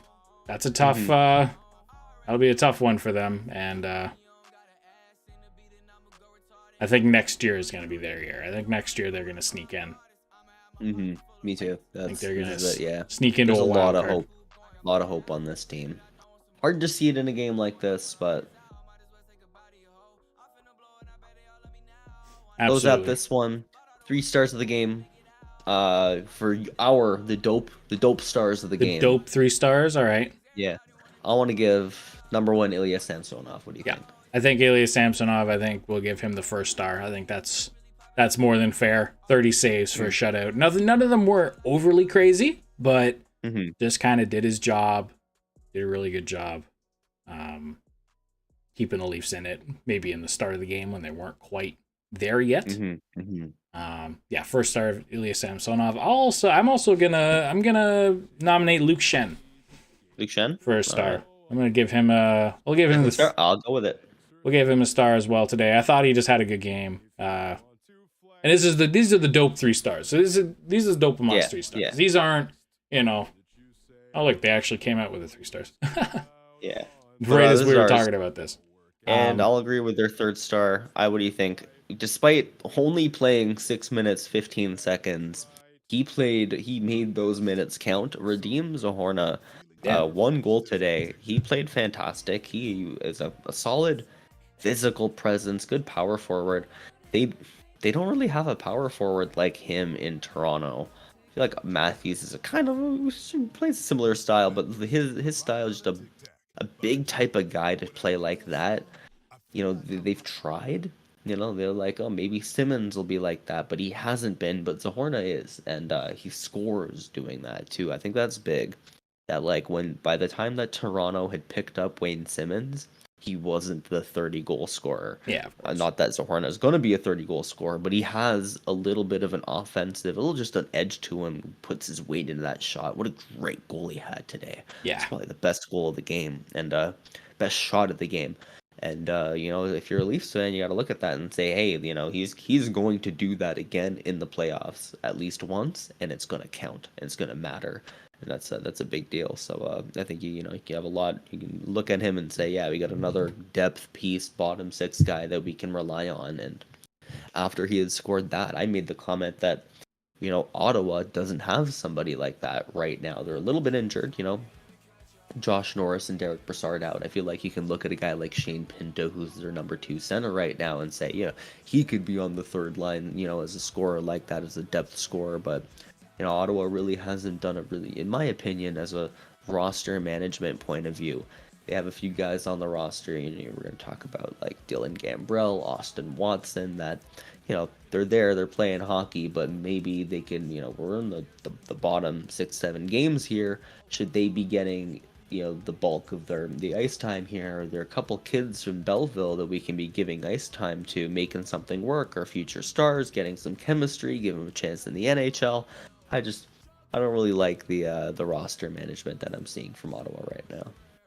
Yeah, as far as Ottawa Senators go too, I think I'd give their star to Brady Tkachuk today. Mm-hmm. We're gonna give yeah. If we were gonna give one to an Ottawa Senator, I think Brady Tkachuk had a really good game. He had a lot of chances. Jake Sanderson, I think, had a good game as well. Alex DeBrincat had a couple chances. Mm-hmm. Yeah, when you don't score a goal, it's hard to give anybody a star. But I'd almost, in that sense, give it like another one. I know you said he had a good game. Mads Sogard. He didn't start the third. At the end of the second, he was caught talking to the athletic trainer. Maybe he tweaked something, maybe he pulled something, but he had a really good game. He kept the Sens. If the Sens had scored a goal or two, you could look at Sogard and say he was keeping them in that game. So I think he did a good job. He did what a goaltender was supposed to do. As a young goalie, I want to give him credit, because they didn't score. There's not a lot of positive notes you can take from this Ottawa team, but we'll give it to Sogard. All right. I think that's it for us. Leafs win 3-0 final score. Our 3 stars are very similar to Sportsnet's 3 stars here. We had Samsonov, number 1, Luke Shen, and Radim Zahorna and they had Mark Giordano. Mm-hmm. Announcers are all horrible of them, especially McLean. Or Ron McLean? Ron McLean. I mean, he's kind of a show that. dunce, but like he's not a bad announcer, right? No, he's just a host. Yeah. I don't really like him as a person. I don't really care about him as a person, but he's not a bad announcer by really any means. Not that I hate the guy, just I don't know him as a person. I don't care. No, they need more personality on the desks. Yeah. They really do. If I have to watch another broadcast with Keith Yandel, I'm gonna scream. It's too like Keith Yandel is so complacent to the like just what's been going on. There's no like let's push the edge on what a hockey broadcast is. Like I know it sounds like kind of silly, but like let's just make it interesting.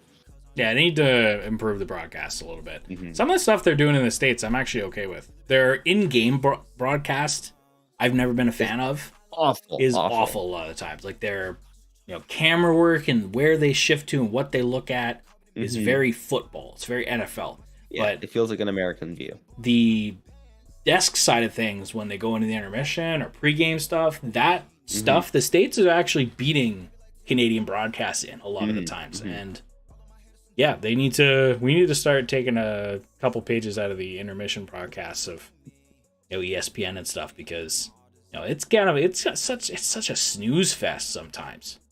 Like I don't even listen to it. Like I'll listen to the insider trading if it's on TSN and the whatever the 32 Thoughts if Yeah, it's on yeah. Sportsnet, because there's some interesting tidbits and news and stuff that you pick up.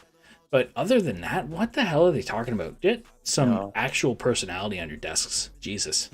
And like, I can't handle like the quizzes. Oh my god. Oh yeah, the quizzes things. I love the quizzes just because they're stupid. Yeah, right. But like, man, If you're gonna weird replace them with fixed something good, answers I'm and- okay with that. Yeah. I don't know. There has to be something.